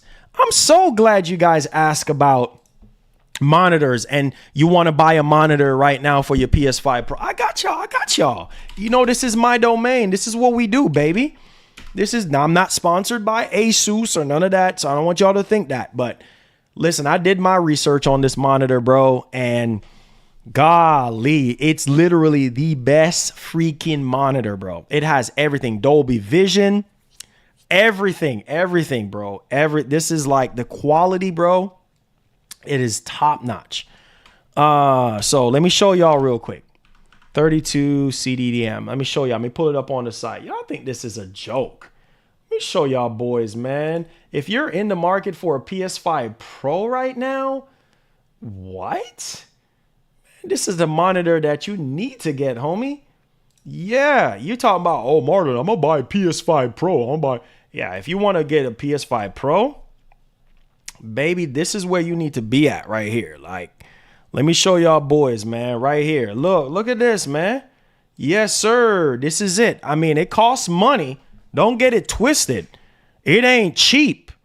But God, look at the RGBs on the back, bro. Oh my God. What? Man, listen. Don't look at the price. You know, because hey, you know what, man? Look at what you're getting. You know what I'm saying? Look at what you're getting, bro. This is like a future-proof monitor. You know what I'm saying? If you really want the best of the best, this is it. This is the end game monitor right here. Like, this is the monitor right here, bro. Yeah, you buy this one time, you are good. And 32 inches, bro, is big. You can't go wrong with this, bro. Plus, you have 3-year warranty.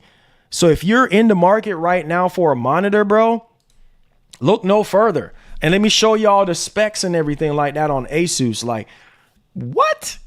Man, stop playing, bro. You talking about, Marlon, I want to buy a PS5 Pro. I got you. You know, you're buying a PS5 Pro, you're buying a super high-end PC. I got you. I'm trying to steer y'all boys in the right direction. This is the monitor. You can go with the Alienware. The Alienware is good too. You know what I'm saying? The Alienware is good. The MSI is good, but this has more features, man. This has more features than the Alienware. And so let me pull it up. I want to show y'all something real quick. Let me show y'all. Let me pull it up. Okay, here it is. Look at this. This is why I'm calling it the end game monitor. I reviewed it. Y'all don't remember when I reviewed it? Look at this. They're calling this the chosen one, the ROG Swift OLED PG32 UCDM. All right, 32 inches of 4K quantum dot OLED panel. Look at this, 4K at 240 hertz. Look at all these features, bro. You're getting a custom heatsink. On the Alienware, it has a fan on the inside. And I've had monitors with fans on the inside and it start making noises after a period of time. But the one in the Alienware, you don't really hear it, but the custom heatsink is better than having a fan in the back. You have your OLED clear. You got your graphene film there. You got your 99% of DCI-P3, 0.03 millisecond response time. Your Delta E2. You got your HDR True Black 400, Dolby Vision. Come on, man. Unified brightness. You know, you got Type C charge in here. So if you want to, charge, anything or any device, or you have up to 90 watt on that. You have a built-in KMV. What? You buying a PS5 Pro right now? This is what you need to get. Trust me. Trust and believe, man. The text, the PPI on this, it's sharp and it's crisp. Oh man, bro, look at this. One of the things that that I do love is, you know, the quality, like the quality of how everything is, man. 1.5 million to 1 contrast ratio. Oh man, this is the monitor, guys. This is it, bro. So if you're in the market, plus you have your OLED care right here, so you can, you know, do your pixel cleaning and stuff like that. This is the same monitor I have. You know, you can download this widget center right here if you want. Yeah, this is the monitor, guys. Look, G-Sync, FreeSync Pro, Adaptive Sync. It has everything, so don't worry. It got you covered when you're on PC. You got all of the, you know what I mean, G-Sync and FreeSync stuff like that. You know, you have VRR. What? You don't need nothing else. Plus, it has this light projection thing that comes inside the box, you know, for aesthetic wise and stuff. I love this monitor, bro.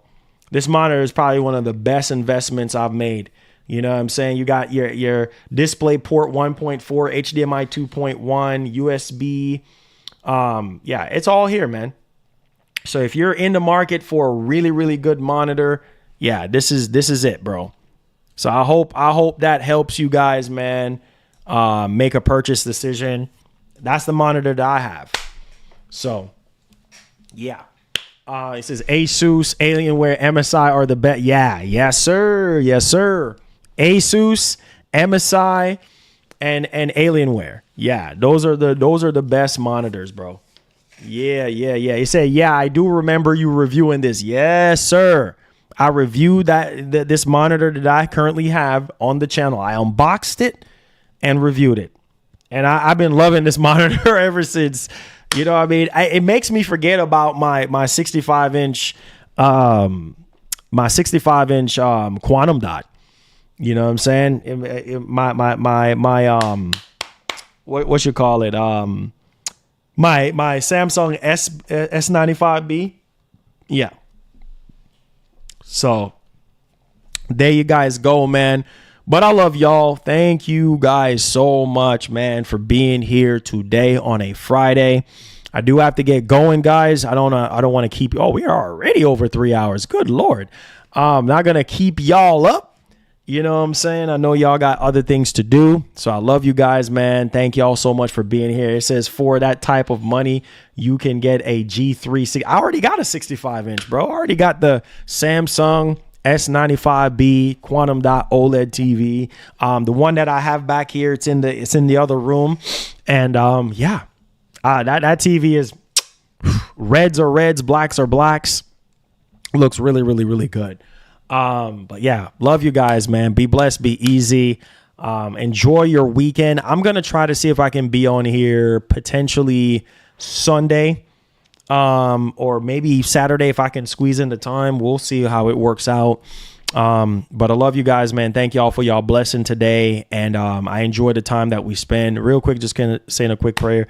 Father God, we come before you right now, asking the Lord God to bless everybody in here. Thank you, God, for time that was spent. I pray, Lord God, that everything that they pour in today, you will give it back to them 100 times over. In Jesus' holy name we pray. Amen. God bless y'all, man. God keep y'all, man. And like the great Edico would say, please have yourself a wonderful one. And make sure, guys, please do me a huge favor. I put so much time into that review, man, for Until Dawn. I need you guys to go and go show some love to that review. Let's see if we can get it up to 2,000 views. Try to go and support that review, man. I put a lot of time into that review. So go check out that Until Dawn review. It's up on the channel. Let's give it a like, and leave a comment on the review and stuff like that. Cause I put in a lot of hours into that review and writing all this doggone script and stuff like that for the review. And so if you haven't checked out Until Dawn, just go show some love. Let's see if we could get over 200 likes on that review or more. And just leave a comment. Let me know what you think. Subscribe to the channel if you're brand new. I love you guys, man. Be blessed, be easy. And let's try to strive to be like Ray. I love y'all. Peace. PS5 Pro you don't want. I love y'all. Peace.